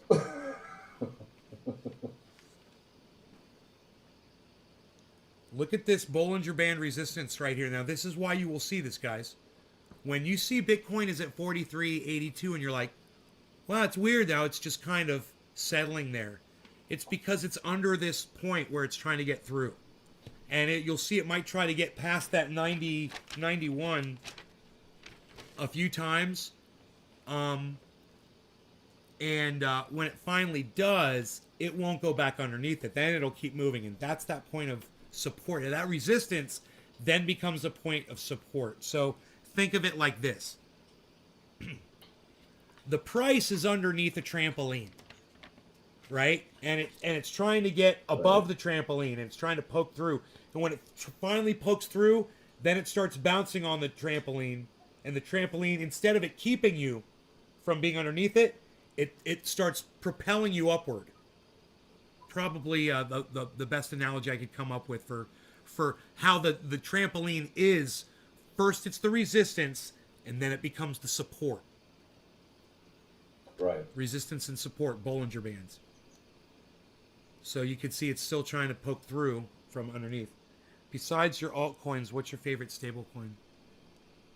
That's a funny question. USDC. So that's a funny question. Now, what would that differ from you then from USDT or, XRP, one of my favorite stable coins? It is, man. It really is. It's getting there. Well, I hope it gets back to stablecoin status. Jeez, I've been waiting for months. Sometimes I'm laughing at the mistake I just made that I'm going to cut. I knew it. I was like, she's having so much fun doing it. You could just hear her start to crack up and it cuts. Like, I wanted to hear her keep laughing. I knew she'd just start laughing there. She cuts it. She cuts out all the laughter. Stop cutting out the laughter, Candace. We know you're laughing. What did it say about guitar? What was that? I missed that one. Oh, come on. I can give a... Ken, you should bring Andrew to join the stream with his guitar. Andrew. I have a friend, Andrew, that can play the guitar. Oh, nice, man. He's an interesting cat, we'll say. I've had him on here a couple of times. Nice.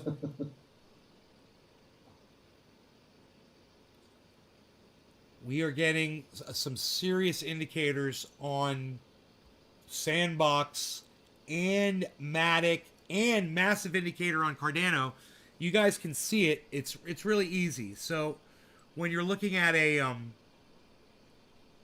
pattern like this, it should just jump right out at you. Now, just because you see this on one doesn't mean it's going to happen on all. But you've got basically a falling triangle here. This is where your bottom is, and it's actually called a wedge. It's called a falling wedge pattern, not a triangle, and because that's flat right there.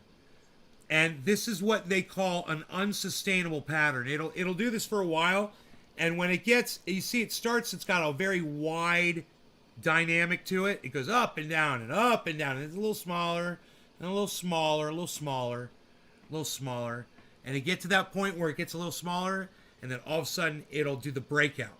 And when it does the breakout, right, it's probably going to shoot upwards on. I would think that a falling wedge pattern would result in a break upwards, but I could be wrong. I don't know that pattern. I don't know what that pattern results in. So just by watching Cardano, you might get a good indication of what's about to happen. Or what I love to do is I'll zoom in like this and I'll look for my head and shoulders pattern. And I'll try to find the last thing that happened. And, the only thing I see is a on top head and shoulders pattern. This is a shoulder. This is a head. This is a shoulder. And you don't get that down here.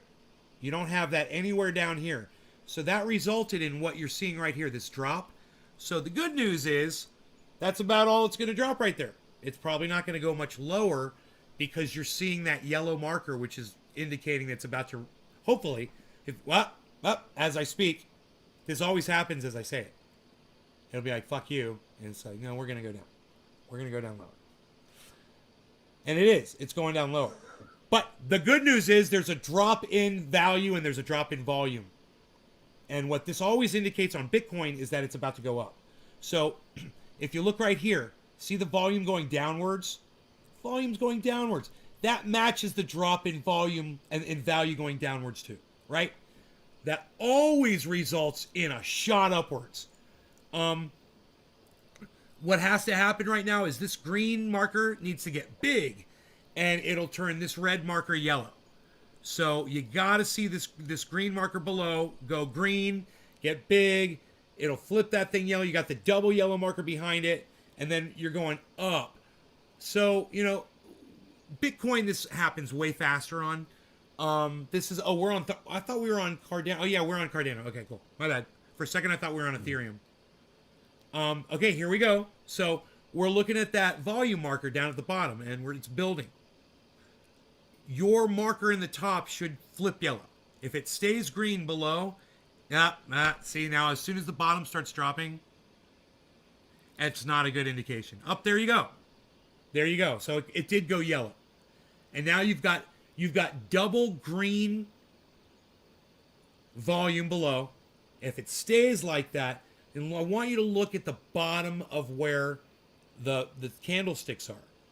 And you'll see there's like a turn right here. So you've got like a up here kind of short, and then here long. Here it started to look like it was going to go up, long again, and then shorter, and then shorter. And right here, there's actually maybe a J going back upwards. So you want to look at the bottom of the candlestick. Sometimes I won't look at the candle wick itself. I'll look at the stick itself for the movement of where I think it's going to go. And I think that might be a good sign right there, finally, because this was a big drop. So we'll see, because I don't think that this head and shoulders right here pattern is going to result in much more dropping. As soon as I say it, look. Isn't that funny? Right when I say it, it starts dropping. You notice that? As soon as I say it, it starts dropping. Yeah.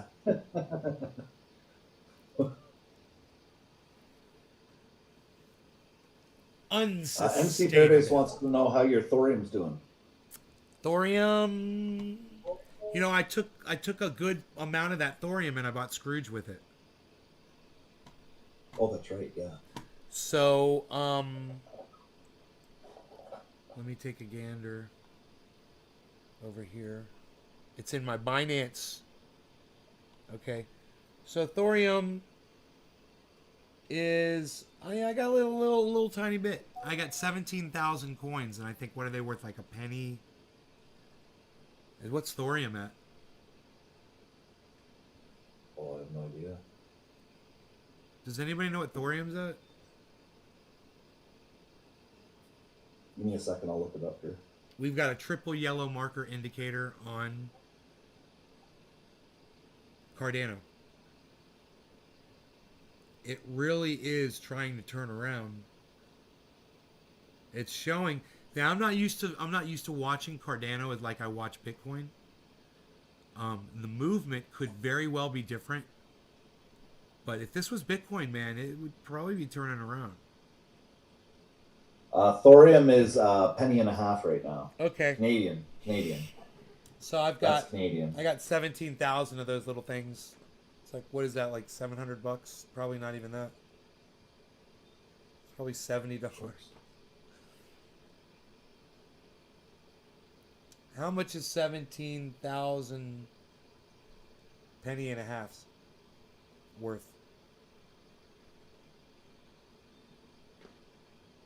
I don't know. I can't do that math right now. Okay. 1 penny. There's 17,000 pennies. You divide that by 100, right? By $1. So $17? That's pathetic. Am I right? $17? I don't know. That's pathetic. Is that how much thorium I have? What is that? What good is that? What's that doing for me?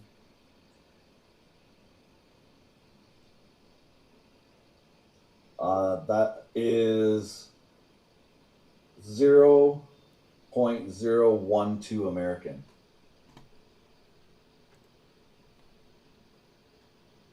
Right on, Win It Muncher. That's hilarious. Hey, Nay, one of my friends asked me if I still smoked weed, and I told him to go fuck himself. I'm creating little monsters, bro. I told him to go fuck himself because he doesn't respect the plant enough to call it what it really is. Cannabis. It's hilarious. Bad Bad Blue Jaw says Newfoundland 420. I still keep thinking about the radioactive thorium. Yeah. Man, there's not like I don't have like a thorium wallet, do I? Where it's like making some kind of fairy dust or something? I thought you did. Wait, let me see.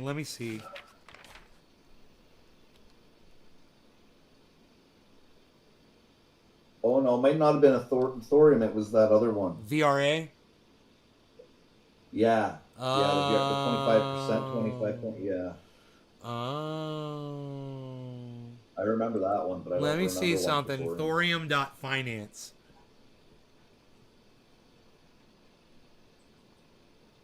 Let me see what they got for me Cisco here. says it's $170. 17,000 pennies is $170. Ah, woohoo! It's way more than $17.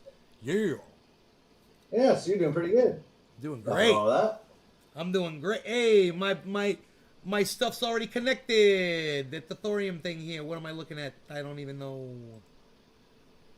It says view account, but dude, it would be hot pools, vaults, thorium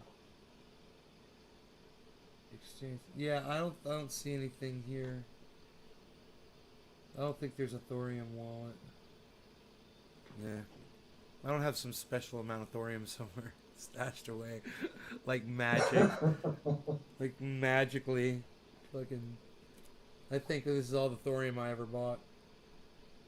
But, it's that VRA, bro. VRA. Yeah, you're doing pretty good on that.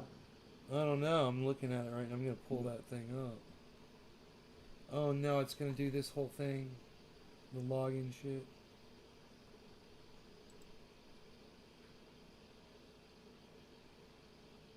It's freaking horrible. Hey, there's that turnaround on Cardano, finally. Exactly as I predicted.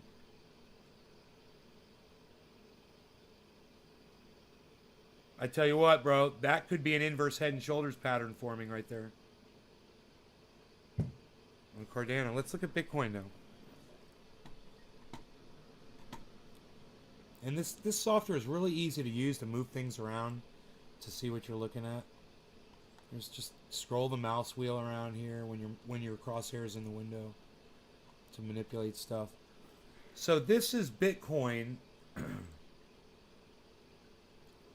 and we're just gonna look over to the left one time really quick and just see how the whole market's looking. That's really easy by just looking at the 24-hour percentage, which seems fine, guys. I mean, there's a lot in the green here, which is what I'm looking at. Saitama's not doing great. Harmony 1 is down at the bottom. So, just keep my eye on that.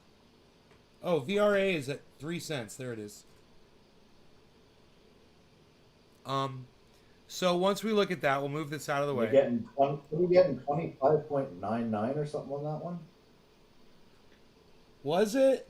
Fuck, I don't remember, bro. I don't know what I'm doing. When you were staking it, I think it was like 25.99% or 24 or something. Nobody's staking anymore, pal. Which is damn good. Nobody's even doing that. That's a good stake. You Nobody. set it and forget it.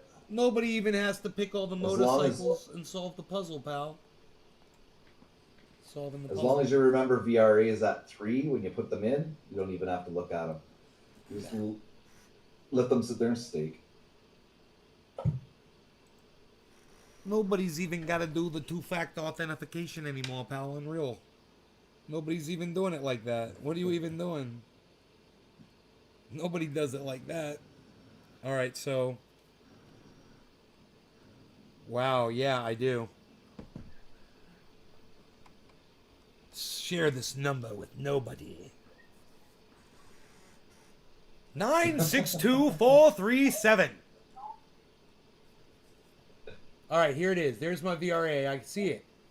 I've got 354 VRA extra. So that's what they've given me. And I put 13,000 VRA coins in at they're 3 cents each. Yeah. So, yeah, man, let me see if it says what the staking amount is. 25.55%. 25.55%. Wow. Yeah. That's actually not bad at all. So that's VeroWallet.tv if you guys want to go over there and stake some 25% crypto. Um, you know, people might think I'm crazy or whatever, but I'm talking to my accountant's secretary yesterday, and I said, if you guys want me to teach you about crypto, where I'm earning, 14, 15% low risk over at Celsius, I said, I'd love to teach you guys about this stuff. And she was like, yeah. She's like, totally. And I thought to myself, it's like everyone else that ever says that to you. You'll never hear back from them. But one day they'll realize that they should have. Yeah. And I mean, I'm that person. I'm her back in January a year ago, December a little more than a year ago, October, when Killer GB was coming into my chat and saying, bro, are you looking at Bitcoin? It's at $29,000 right now, bro. It just hopped up from 28,000, and I was like, no, I don't watch that shit. And then next thing he's like, bro, Bitcoin's at 30,000. You watching it? No, bro, I don't watch that shit. Why not? Why? Because that shit could all just vanish, bro. She could all. I invest in land, bro. I don't do that. It's magic money shit. He's like, he comes back a week later. Yo, Nay, Bitcoin's at 35,000, bro. Dude, I'm making money. He's like, you should look into this. I'm like, yeah, but you could get hacked. The next day, Yeah. I'm taking a shower, and I always watch something on my YouTube with my Bluetooth speaker. I always put something on from YouTube, and it just Right. happened to be fucking Stephen Colbert. No, John Oliver, last week tonight, HBO, John Oliver, and he's doing a thing on crypto, and this guy from the Hodl gang kid, the Hodl guy from fucking Florida, that was driving a fucking Hmm. Ferrari, or whatever the fuck, and I was like, I was watching that after what Killer GB had said to me, and I was thinking, I was like, if that kid can do it, man, I was like, why don't I do it? I mean, I got all this money just sitting here. Why don't I just put some in crypto and see what happens? It was like the next day was, mid or late February. That's when I finally stepped in. And man, I had missed so much Right. opportunity at that point, bro. From December to to February, that was when the crypto market was, like Killer GB was saying, had really, people, it was making millionaires every minute during that time. And I was just missing out, man. I wasn't even looking at it. I had no idea what was going on.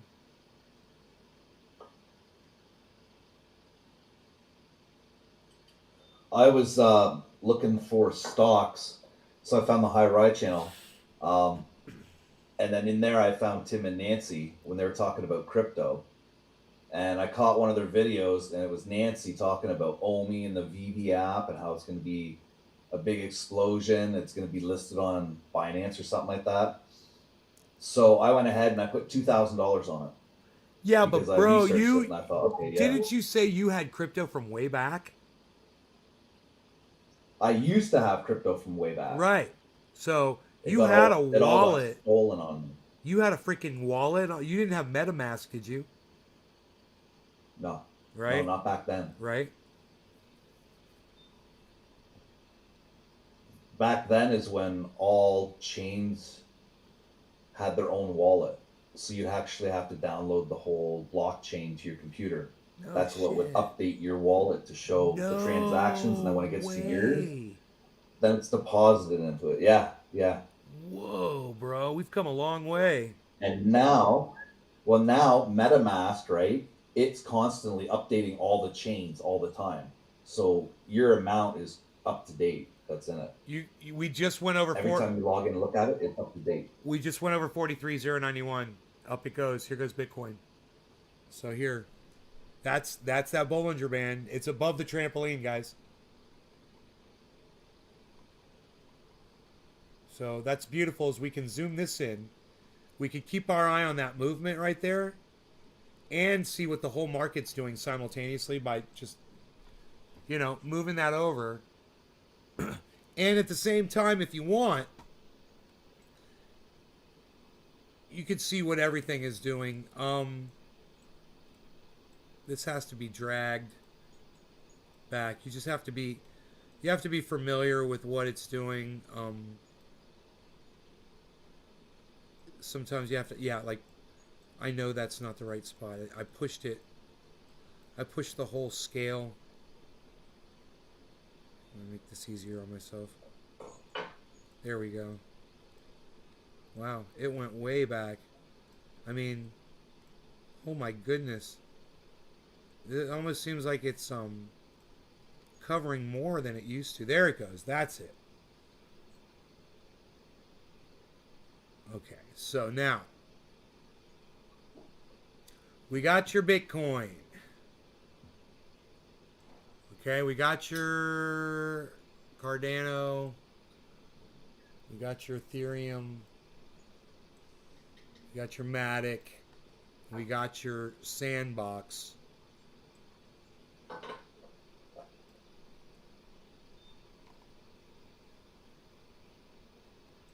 great. We'll keep our eye on that. Keep our eye on this. And now we'll see that whole market movement simultaneously. And if something does something, something wants to start, like for instance, those two yellow bars right there on Matic, it looks like it's about to really jump up. We'll see it as an indicator maybe to what the rest of the market's about to do. So right here we got this big red candle on Sandbox. So don't let that fool you. Sometimes the metaverse does exactly opposite what the crypto market's doing. And don't confuse them. They are separate. They're being tracked on the same software, yes. They are crypto coins, yes. But they are totally different animals, and that metaverse will ride all together, while, all the altcoins are riding separately. Not always. Sometimes Sandbox will do exactly what everything else is doing. But very often you'll see this, what's happening right now, the opposite. Look at Sandbox going down. Look at Sandbox dropping while everything else is pumping.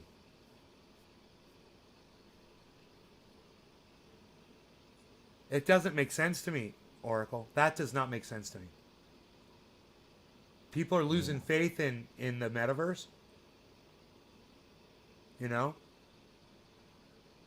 don't know. There's a lot of information coming out right now with these big companies getting in.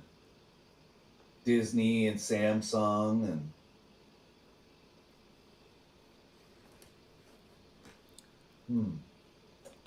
So you would think that things like Sandbox would start pumping right now, right? When the market is pumping. pumping or going sideways. So when Bitcoin's going to go sideways, that's when Sandbox is going to launch. Possibly, yeah. Yeah, I think so too. It's so funny to see that happen. And you can see it on a chart like this in real time. And it really gives you a better check out OMI. What is OMI? That's the OMI token that I was talking about. That's the first one I bought. I put $2,000 down on it. Right. How's it doing now? It dropped. I'm at half. I have like $1,000. So it's just a sleeper. I'm letting it sit there. So it might be a good time for me to get on it, right? A lot of people have been, yeah. Wow. I got this rash right here on my arm. It's just from me scratching it. It's red right there. Right here. This whole area. And I'm just rubbing the triage oil on. It's making it go away. It's making that burning feeling going away. About Metaverse myself. Sorry, needed to slip in a Spider-Man reference. Metaverse. I don't get it. I didn't get the Spider-Man reference in that, Candace. Oracle, what Spider-Man? Yeah, I What? didn't get it. Okay, okay. Yeah, I don't get it. You guys look at 0.99 on Bitcoin, guys. 100. That is the trampoline, guys. 0.91 is the trampoline that our friend Joe H tells us about. So this is really valuable information. I still got 13 people chilling over on my channels. I got 13 on mine. That's 26 people, brother. Hey, Yeah. man, give us a 1 in one of the chats if you're double logged in, guys. We'll find out how real this really is. Someone said great analogy. That was Sean McGahee. He said about the trampoline analogy. Support and resistance. Man, it's like this. When you take your girlfriend out to dinner and she has a really nice night and she's supporting you, but then you tell her she looks fat in something she's wearing and now she's resisting you. It's kind of like that. Support and resistance. Summed up like a relationship.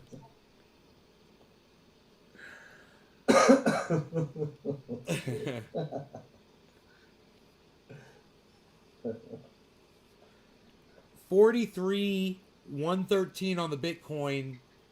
Why?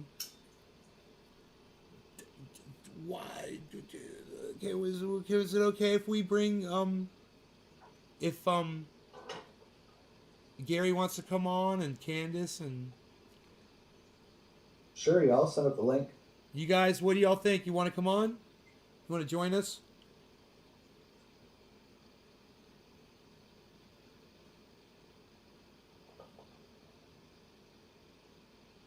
Look at They Matic. probably will.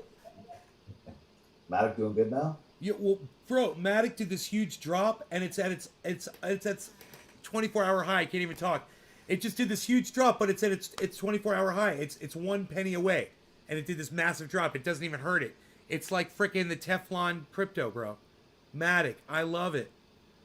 My goodness, man, it's keeping me afloat in my portfolio. Wow, Bitcoin's down so low for me. Yeah, I bought Matic at 30 cents, and then I Great. couldn't get it out of the exchange. They had wallet maintenance for like 3 months. So when Matic went from 30 cents to 90 cents, I had to sell it on their site. I couldn't take the coins with me. Wow. I had about 400 coins, so it wasn't too Wow. bad. How do we feel about Bitcoin? Josh wants to know over from my chat. Who's coming on? Candace. We'll ask Candace how she feels about Bitcoin. Hi, Candace. How do you feel about Bitcoin? I've been thinking, I sort of have two minds. Initially, I thought it was going to bounce the way it has bounced and that it was going to go back up. But at the same time, I also am really kind of thinking that we're going to see a little bit of sideways motion for a bit. So I've kind of, when it came to the TA, I did that, created the bounce going up. I've now sort of said, okay, I've closed that and I'm looking for a brand new pattern. Once I have that new pattern, then, I'll have a little bit of a better idea. Just so, when you're looking, are you going in like 4 hour? You do like No, the pattern that I've been using is on the 1 day candles. 1 day, 1 day candles.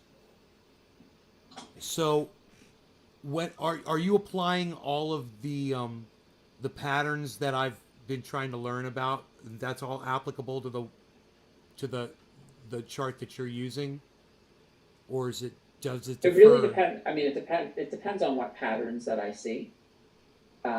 So, for example, right now the last pattern I had that I had the breakout of it was an ascending triangle. which I love playing triangles. Those tend to be triangles, ascending channels, ascending triangles, wedges. Those tend to be the ones I love the most because I just find that they work a little bit easier. Now, if you head back into some of the larger, even larger candles, like I think on the 15-day candles, there was a head and shoulders pattern just recently. And if it had broken down, we would have been in trouble. Right. Because it was looking like it would have taken us really low into the 30,000 range if it broke down. So I was kind of happy that that one didn't.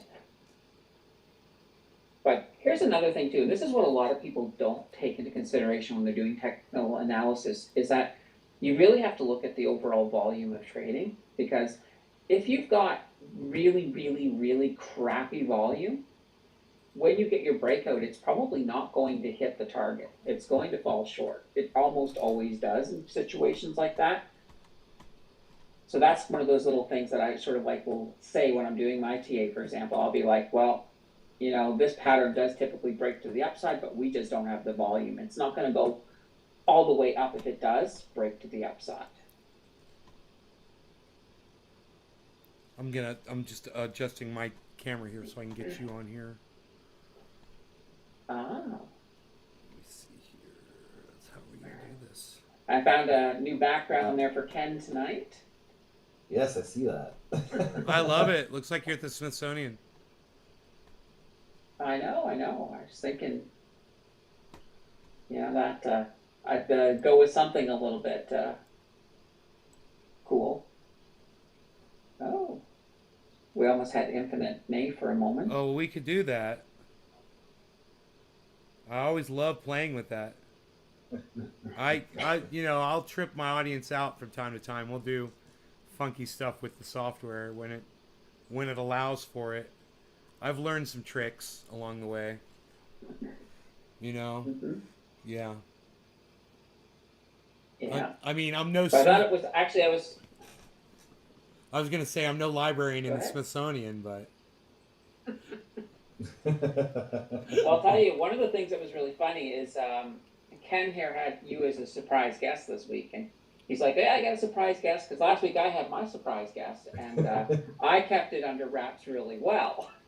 But it's like I stop on NAYS channel, and NAYS just very simply, "Yeah, I'm on the Oracle's channel." It's like, oh, there we know the surprise guest. Shameless promoter. What can I say? I gotta promote my boy. I gotta promote you. I gotta promote yiiii, Tim and Nancy, all my people. I gotta shout y'all out. We got Journey now. Who's new? Ken. Who else you got? Journey. There was somebody else too. I can't remember who was doing one. Nate Palmatier.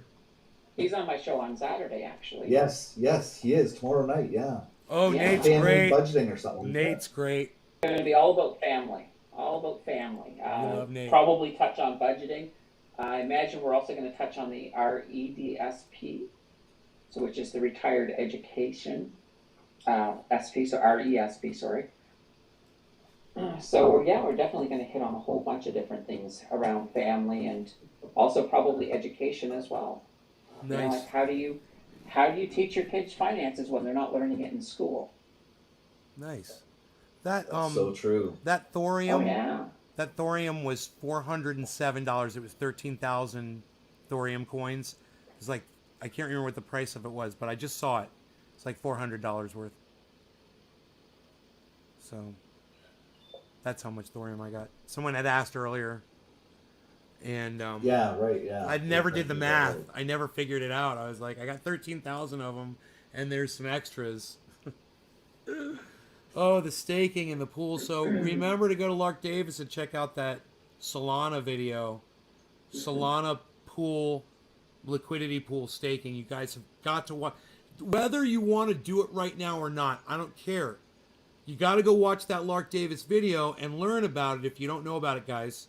It's vital, man. The amount of money that you will make by just letting your crypto sit somewhere, you're crazy to not just learn this, It's if you can make 700%, if you if you can make 1,200%, everybody, you could all be making money like crazy, man. You start like that, and what we were talking about, compounding it, right? By Yeah. harvesting. Mm-hmm. It went up again, man. I should put that They on need to screen. put the auto harvester in there though, man, because that's silly that you have to do that all the time. But Yeah, but then it kind of works the same way the leveraging with puts and shorts go. It's a way for them to, slow down the amount of revenue that people are making off of their backs, right? Because if they made it automatic, dude, even people that don't know about it, all of a sudden their wallets would start exploding. They wouldn't even realize it. But at the same time, that doesn't happen because you got to jump through a few hoops whenever you're doing wrapped conversions. Dude, you're like a ghost on my screen. Ooh, ooh, ooh. It's funny because your name's the Oracle, and the Oracle shall predict what? What shalleth the Oracle say? Oracle, speak to us all today. Oracle speaks. buy TARP coin. Buy it now. And it's called what again? TARP coin was Tarp. the contract was written by the same guy that wrote everything for Satama. He's one of the devs, God, man. and they're gonna bring it to the State of Mask as well. It's on the BSN network right now. There's no telling what this is going to show on screen when it does this. What kind of personal information I'm going to dox myself. Okay, hold on. It's like it shouldn't do that. That's okay. When Nate talks, I don't know which of the 5 of them to look at.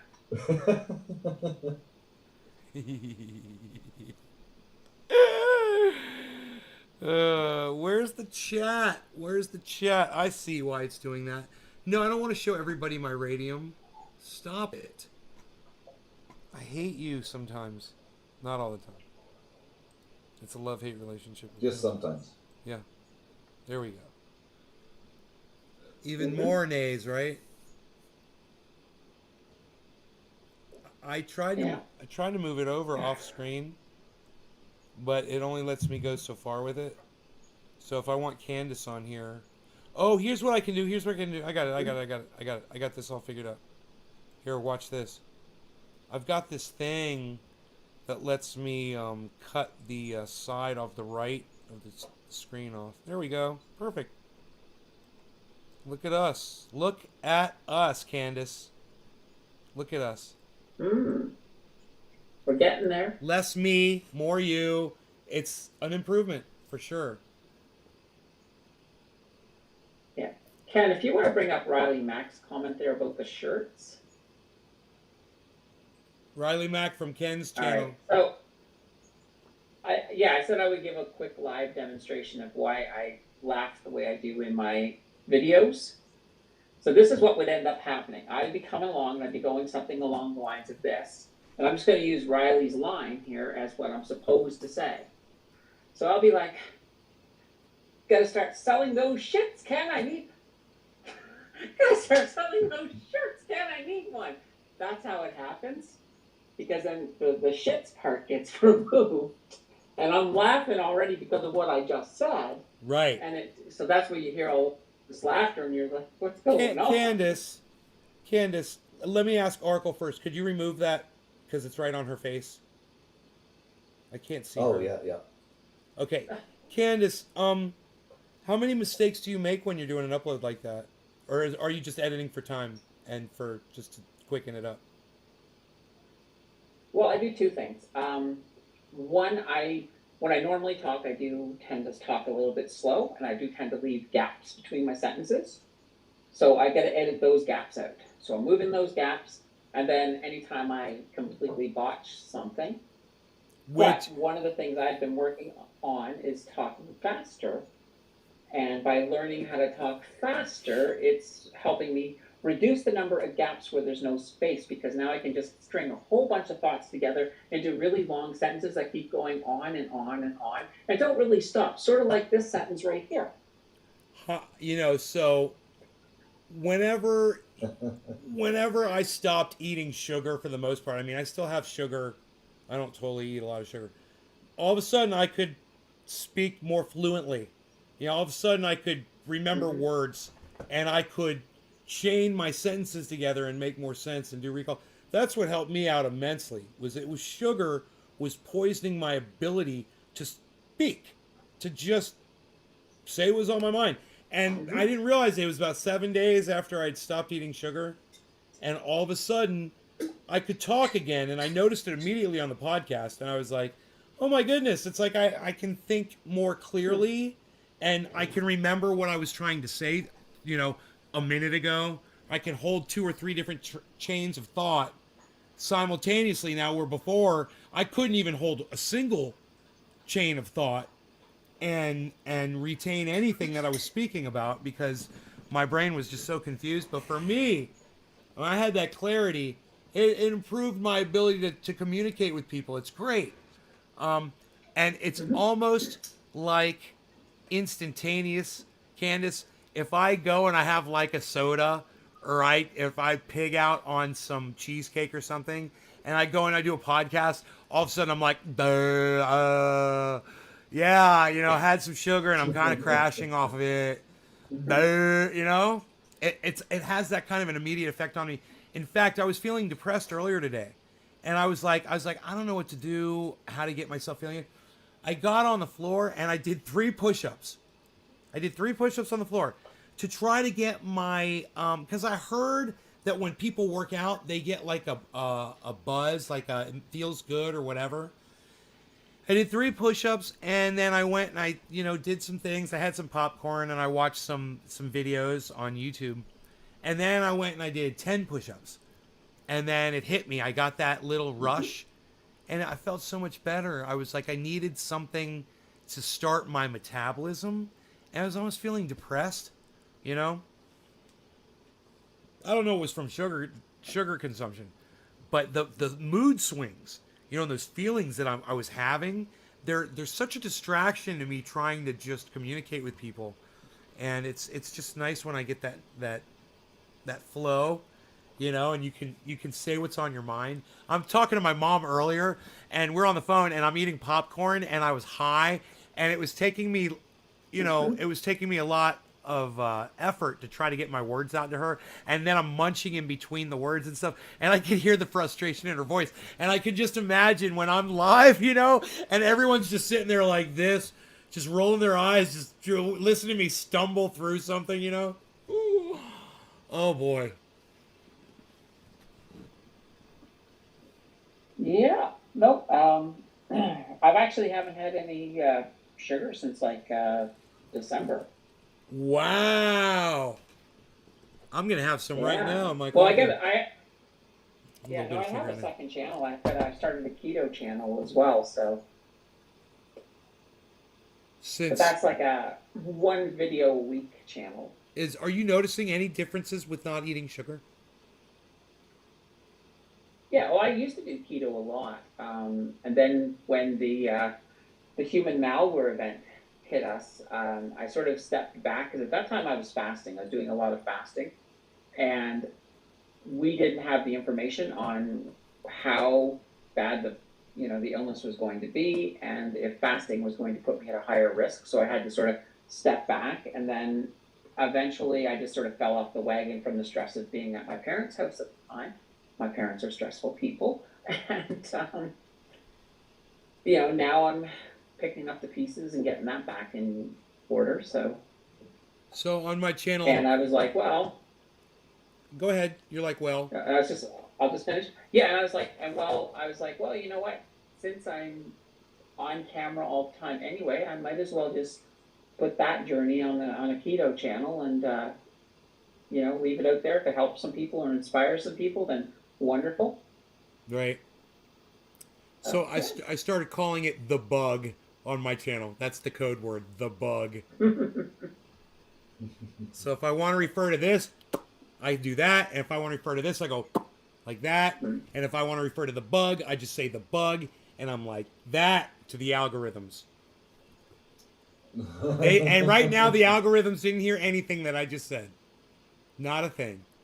Mm-hmm. And shit lips Absolutely. can, and so can the engineer crew at YouTube. Mm-hmm.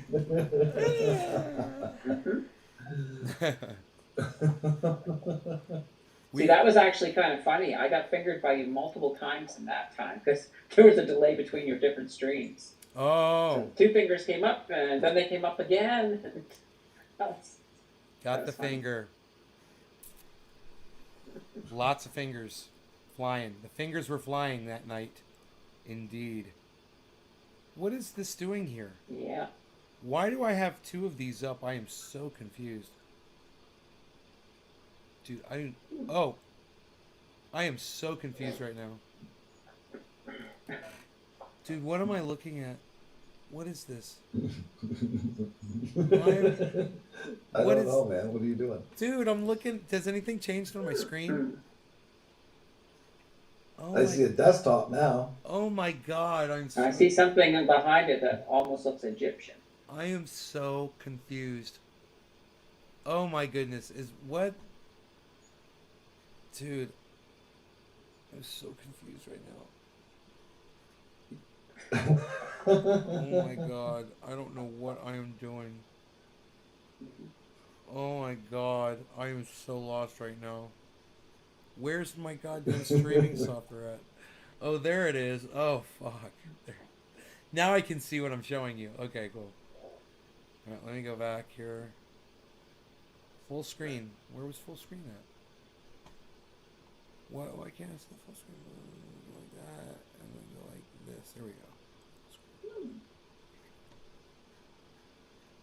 I'm a disaster.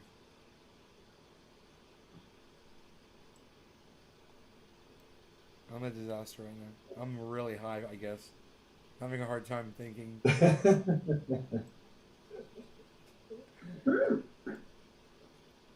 How'd that happen? You didn't take a bong hit for a while there. Bro, it's because my cannabis is so ultra potent. I'll only snort half a line in the morning.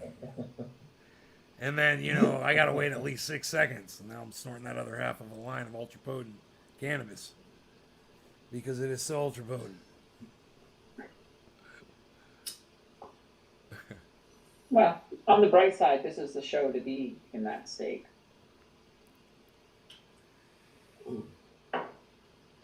That's very true. Yeah, that's true. You're right. Everything goes. Better to be in a Canada. A couple of us got wrecked on here the one night. Canada cannabis based.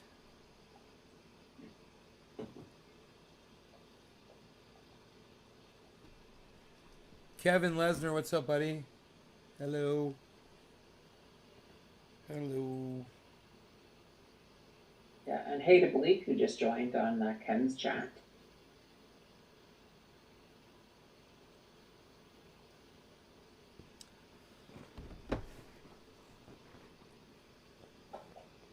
Hey, Billy. Tarp. Yeah, they're all promising. Looks like we'll have Gary in here soon. Yeah, Gary said he'll be here shortly, he says.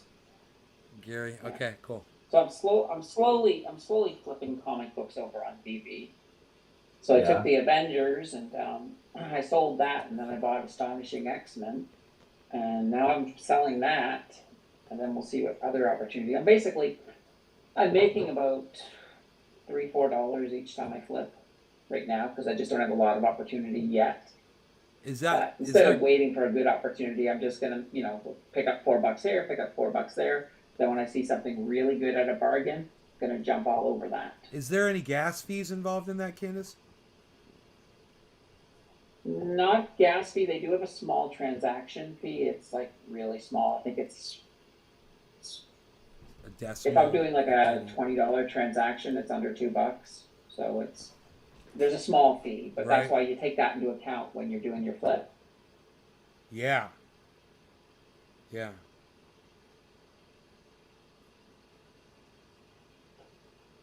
Wow.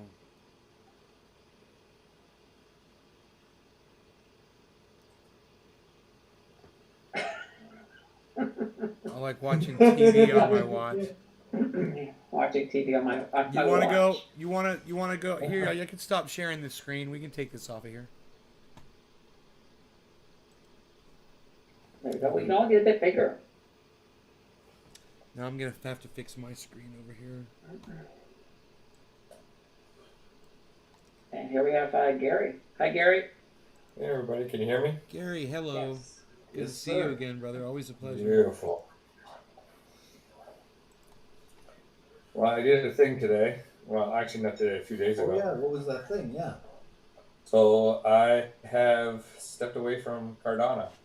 Sold it all. Oh, Yeah. And What did you move it to? I bought 2,200 coins of Matic. Okay. And now Matic jumped today, so I'm pretty thankful for what's going on. I took a little bit of profit. I've been up huge. I think I just got to a certain point looking at it, watching it. It spiked a little bit, then dipped again. Watched it spike just. I think it was 135, I think, or 136, if I'm not mistaken. And I said, okay, that's it. I'm done. It's time to move on. I've held it since 2014, and so I decided to make a change and see where this rides me for a while. Mm-hmm. Nothing wrong with that. No, I don't think so. No. Nomadic, I think, is going to be is a solid choice. So. Yeah. So I'm holding just a little bit less than I was with Cardano, Mm-hmm. but I think I'm going to top it up and then bring it all the way back up. I'd like to own. I'm just shy of almost 5,000 coins. So Holy shit. Wow. Hey, my JC bag's worth 6,200 right now. Wow. beautiful. How much did you initially put into that investment, Ken? 1,000, $1,000. wow, Okay. bro, You know how it is roughly. It was probably like 9 something or Mm-hmm. 950, but then gas fees, so it puts it just over 1,000. Oh, that's absolutely fantastic. Yeah, so that's like a 5x right there. Now with Matic, I need to find out if that's the best choice to hold for 3 to 6 months. And can I do anything with it besides just looking at it on a daily basis? That's the thing, right? I know when I sold out of my Cardano, I just moved it into Polkadot because, at least I'm getting 12% APY on that. So, and that Nice. compounds like every 3 days. So, Hey, it adds up Gary, pretty quickly. Gary, you Where's your- staking? Are you where- staking?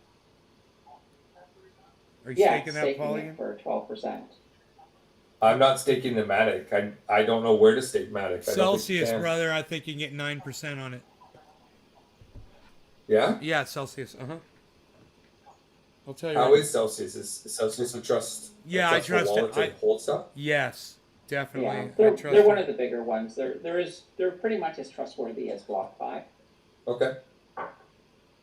So what I'll do is maybe over the weekend I'll transfer it over there and stake it and let it sit there for a while. Yeah, you might as well be making money. If you're going to be holding it, make money on it at the same time.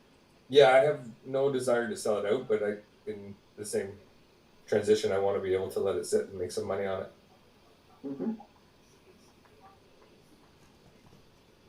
Yeah, I've also got a little bit in Kava because right now I'm staking Kava for 23% Yeah, it's 9.1%. Where are you? 9.1. over on Kraken. Kraken. I've looked at Kraken, but I've never set up everything over there. Yeah. Well, I heard rumors. I don't know if it was Ken who actually mentioned this, that we could be in trouble with Kraken down the line. Yeah. I remember reading an article, but I haven't heard Regulatory. anything about it since. The nice thing is, though, is if the Ontario Security Commission would drop the hammer on Kraken, we'll probably get the same kind of notice that we got with Binance. I would assume so. So it'd be lots of time to move it just to another exchange at that point. But Okay. for now, I like them. They've been pretty reliable, and I can move the money out of it pretty quickly. Like if I want to move my money out of Kraken, I can have it over to, normally what I do when I move it is I just convert it to Bitcoin, fire it over to ShakePay, and then I can pull it out. So I can do that whole process going from Kraken to ShakePay to my bank if I want to. Usually in about 3 to 4 hours at the most. Okay, that's not too bad actually. That's not bad at all. I'm still dollar cost averaging both Bitcoin and Ethereum every day still. Mm-hmm. How long did it take you, Nate, to withdraw some money For what? from crypto back into your wallet? For what? What are you talking about exactly? Like, you've done that before, right? Withdraw crypto and get it into the bank as cash? Yeah. Okay. It's different depending on where it's going to come from. So I was having a problem with that today, and I figured out that if I switch from if I switch from anyone, like if I'm like on my offline wallet, I can't go directly into my bank from my offline wallet. So I have to take it and switch it over to my Cash App, and then it'll go directly into my bank from Cash App, and that seems to be the easiest. And there's no fee from Cash App into the bank. There's zero fees. And how long does that take, that process? Seconds. It took me seconds, and then boom, the money's right in the bank. Nice. See, seconds, so we got to deal with what, 4 hours? Just because I just saw Journey enter, and I just want to point something out here. So not tomorrow. Tomorrow, of course, is Nate, but the following Saturday, me and Journey are going to be talking all things comic books and BB for that live stream. So that is going to be absolutely awesome. If you like BB, you like NFTs, or you just like Journey, head over for that one. This is for Journey. Yeah, Journey's awesome. He rocks. So that particular comic, I got a very low number, like super low number, and I won a bid on that way under cost. So Nice. very ecstatic about that. And one of the actually great things about that particular book, or that NFT, I actually have the original comic book. Oh, nice. So for me, that's pretty exciting. Oh, absolutely. Oh, that's the thing. Even right now, trying to work up and flip a few comics, there's that part of me that's like, oh, I just want to keep it. I lost a bid today. Went back and forth on one particular comic, and we were all the way up to 55 gems. Mm-hmm. Which comic was it? It was a rare hot monkey. Mm. So I really want a copy of this, and they're I've seen them as high as almost $700. Oh, wow. I think there's only one comic that if I get my hands on it, I'm probably not going to sell, and that's any of the New Mutant ones that come out, because I have a soft spot for the New Mutants. But I've definitely 3 and 5X a couple of my comics already. I haven't sold them, but super impressed about how quickly they're climbing the charts. Yeah. Oh yeah, no, I've noticed that every little flip that I've done already. I'll buy something for $12, and the next day it's up to 14 or 15. It's like it's moving steadily, so I'm like, okay, this is perfect. Hey, Nay, that's the that VV app that they're talking about. Have you looked at that yet? Yeah, I've got it. Yeah, I'm really impressed with it. Very easy to use. Besides just buying the gems on a U.S. exchange rate, which is not the most exciting, especially with your credit card, because that's what you're tapping it against. So you got to pay, an exchange rate based on that. Yeah. Yeah, I get their Now doing their airdrop messages all the time. Their emails. Yeah, I've been trying for those airdrops, and they just Yeah, they're almost nearly impossible. I think Journey scored a few of them Well, I know one for sure. I'm almost certain Journey scored one, but they're not easy to obtain. And the funny thing is, the one they did yesterday for Alpha Flight, I was thinking that because Alpha Flight wasn't super popular, that maybe there wouldn't be as much people interested. But that one seemed to go even faster than the Spider-Man one from a couple days ago. Plus, I One noticed as tomorrow well. too. Well, what is it? I think there's one tomorrow. Fantastic Four. Fantastic Four. That's right. Yeah. Yeah. I remember seeing that, so have to try that in the morning. Yeah, 12 hours from right now. So yeah, run around 11 o'clock. Well, it's at the point now that I'm watching the clock and I'm trying to do my initial click in about a microsecond before it flips to 0, just to see if that'll help. Well, it hasn't yet. But tomorrow's is gonna. I believe it's not a $6.99 type of thing. I'm assuming it's 50 gems. So it's a big investment tomorrow. Oh, that must be a big one. So I don't have 50 gems, so I guess I won't be trying for that one. Well, that's the thing. If I don't, maybe Journey can confirm. But when you win an auction, yeah, you have an X amount of time to be able to put the money into the account in order to buy it or to transfer the money.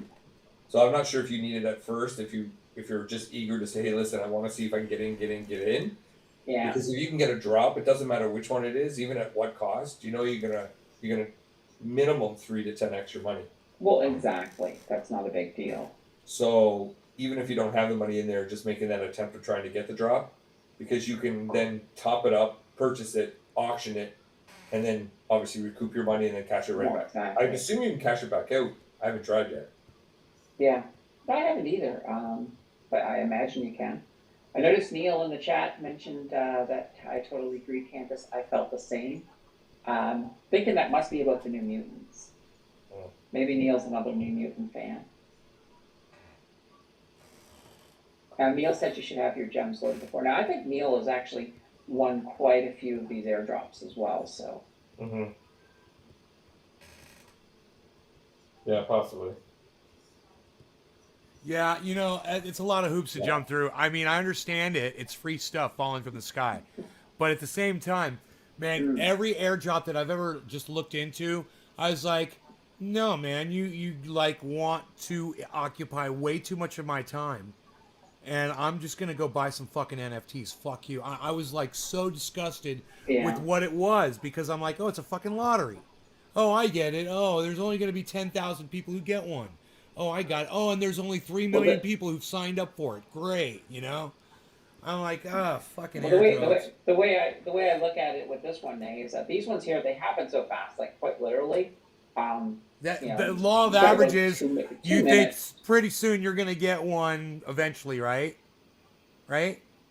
Is that what you're saying? Yeah, but don't you got to be present for them? Well, no, yeah, you got to be present. Yeah, that's taking up your time, and your time's valuable. And that's bullshit to me. Well, yeah, and that they're sucking you in. To me, it's like a fucking casino. And they got you coming right in there, and they got your number, and they see you coming, and they got you now. They got you, and you're just sitting there. And it's like, oh, God. It's such a lottery. I freaking hate that. I love that, some people get, my buddy Pinoy, he's harvesting NFTs like crazy. He gave me one. I was so glad, man. He gave me that Chucky Picasso. Oh, it's bad to the bone, man. But then again, I'm like, what do you got to do to get these things, man? How far, to what lengths, bro? He doesn't tell me. I have no idea where they're coming from, He doesn't reveal his sources. Yeah, I don't believe. Yeah.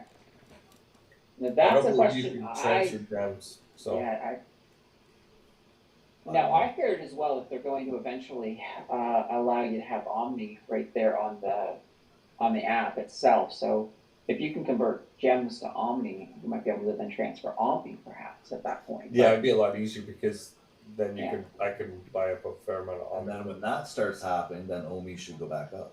Or what are their gas fees like on that swap? That gems to Omni. It's not available yet, so I don't think anyone knows. Oh, wait. On Vivi, don't you need gems to buy anything on Vivi? Yeah, you need gems. So you're buying gems directly, not through Omni. Oh. I got you. Like with Ethereum. Yeah, they haven't made that integration yet. It's coming though. Yeah. Ethereum. Yeah, that'll be interesting. Oh, yeah. So you move Ethereum into VV and then you wrap it. Is it like a wrap thing again, or? Yeah, well, it looks like it's getting close because Rai was pointing out that the Omni wallet's already on the app, that you just have to enable it, but you can't swap into it yet. So Yeah. And now Neil says that you can transfer between people. Huh. That's awesome. I think you can I think transfer NFTs because I've Sure. been nice Yeah. enough to get a few from a couple of people, which Yeah, I'm very Benoit thankful gave for. me that one. Mhm. He gave me a few. Trying to Yeah. remember to shake your phone every day. It's too much stress, bro. Look, if you can get them, get them. You know, if you can get airdrops, get them. But I'm just saying, man, it's don't get wrapped up to the point where you're playing the law of averages, and the average, you know, the numbers are just not doing it. You know. 154 days. And then if what you get, does it have any value after all that you go through? Does it have any value once you get it? You know, consider that. So I've been daily cost averaging $7 into Bitcoin since October. And from that Wow. time period all the way to today, I'm up $98. That's not bad. It's not bad at all. It's No. not huge, but So that's an No, I mean, automatic. yeah. That's an automatic purchase. It goes through. You don't have to worry about it. every day in ShakePay, yeah, ShakePay. Yeah. Yeah, so I mean, I have one on Bitcoin in the middle of the afternoon, and then I have one in the evening for Ethereum. So you well, I mean, said. once the market actually recovers and I'm Bitcoin goes up again, that'll be impressive. Sorry, wait. Did you say it was every day you put in $7? Is that what you just said? Yeah, every day $7 into Bitcoin and $5 into Ethereum. Okay. Since October, Mm-hmm. and now it's worth what? It's just right now it says $6.98. So $700. Yeah, well, $700. Yeah.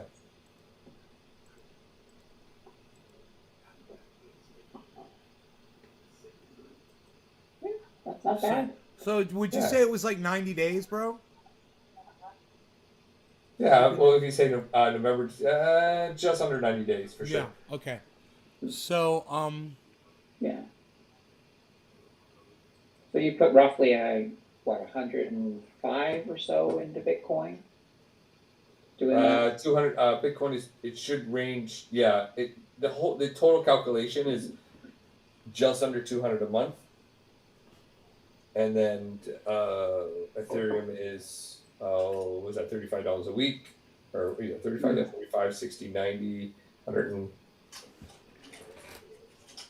are you Can't do the ever math. It's late and I'm tired. are you ever frustrated when you look at that? Are you ever like, man? No, I don't look at it at all. Like Oh. the only reason I look at it is I put it into my spreadsheet each and every day, so I just constantly watch and see. So I try to do that 3 or 4 days. So I'll go 3 or 4 days and I'll log in because you get an email for every time you purchase Right. Sure. both the coins, and then twice a week I'll go in and I'll take them all that information and I'll transfer it over to my spreadsheet, and then put the cost of Bitcoin, put the cost of Ethereum beside it, and see what my averages are. Wow, man, you've been doing that for 90 days. That's amazing. That's like science, bro. People are gonna learn a lot from Yeah, that. it's pretty cool. Oh, I'm going to, yeah, for sure. yeah, I'm only on 13 days on my shake because I Tim Dantered it a little while ago. I was Whoa. like about 280 days when I Tim Dantered it. I couldn't believe it. Does that mean buying at the top? No, Tim Dantered it means you forgot to shake. Well, it isn't even that. What happened is you have to shake once a day. So I was on one of Ken's streams, and we were getting close to midnight, and I thought we had hit midnight. And so I shook, and I didn't realize came up with a too much shaking instead of the win. So I thought I had it. But apparently I shook at 1 minute to midnight. I missed it by a minute, and that broke my streak because the next day I thought I was good because I shook the night before. What is the shake thing? What is that? It gives you free Satoshis every day. So once you hit the max, because when you start at the beginning, they give you a tiny bit and slowly works up. And once you've hit 200 days, you get 1,000 free Satoshis a day for shaking. So now instead of 1,000 free Satoshis, right now I'm getting like 130. Oh, good to know. Yeah. I'm 43 days away, 47 days away. It's nice once you get there. Just don't get complacent. I was complacent. I was No, like, it's the it will first thing never I do. happen to me. My alarm goes off in the morning, and then it's the first thing I do is I log right into ShakePay, do the shake, and then I'm done for the day. I don't even look at it again. Exactly. And that was what I used to do, but the problem was because I had a couple of shows where we were going past midnight, I was like, oh, well, I might as well shake now. Instead of, so this time around, I'm just going to just leave it. That's going to be first thing in the morning every day. I'm not going to shake at night at all. That's when I shake it. As soon as I get up, Yeah. I make my coffee, I go outside to have a cigarette, and that's the first thing I do on my phone is I shake it now. I don't even check anything else. I don't How even check long my do you have to emails shake first. your phone for? Is 1 second? It's just like the 3 seconds. It's a second like that. Yeah, except for sometimes. There's every so often I'll have it and I'll be coming onto that thing. It's like the Richter scale is starting to move from the amount of shaking I'm doing as I'm trying to get that thing to register it. You guys are No, I all don't gonna have get a carpal tunnel, all of you. They got you. They got your number. Yet another hoop for y'all to jump through, man. It's like they got you, bro. That's okay. I know somebody's got some great oil to fix that. That's right. Yeah.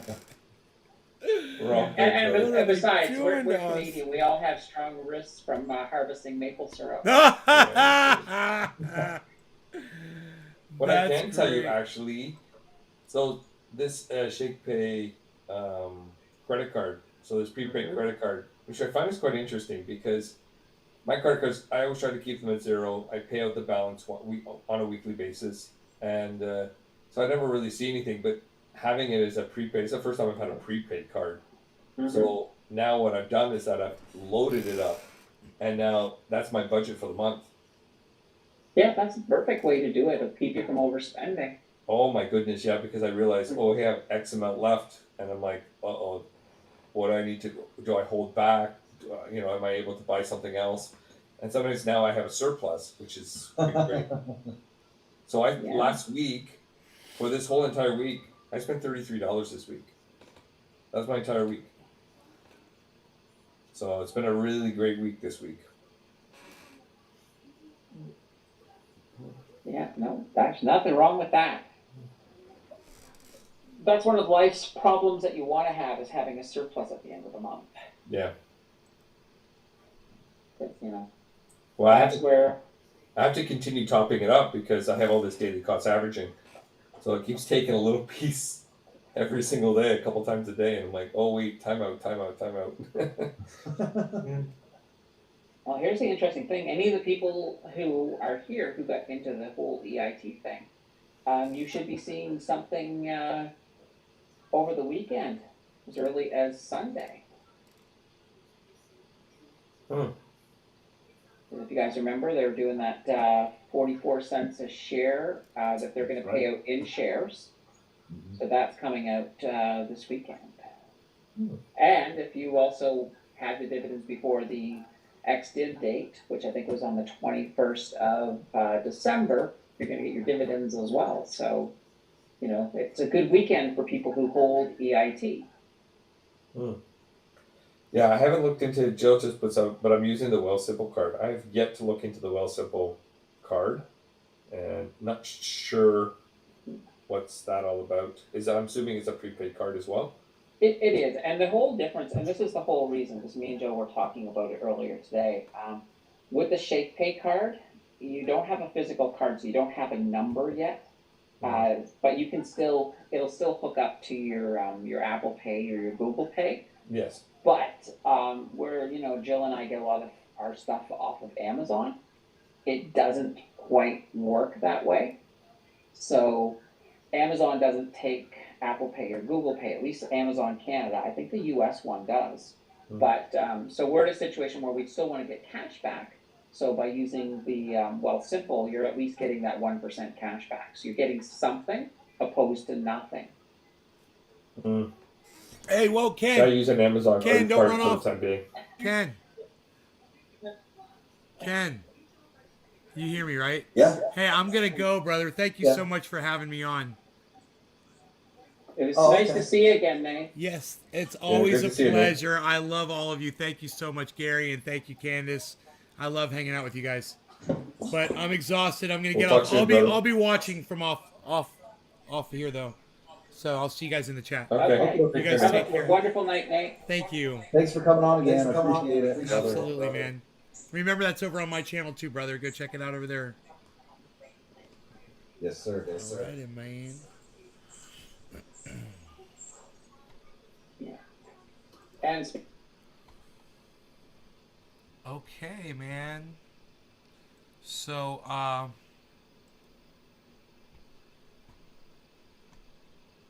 looking rough.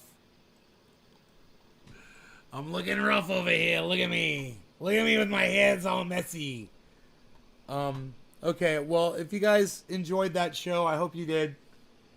It'll be available over there. It might be private on my main channel, but you'll be able to see it on 5 of my other channels, Facebook, on Ken Oracle's channel. But my channel probably have the highest definition, especially near the beginning. So check that out, you guys. I love y'all. Thanks for watching. Bye now.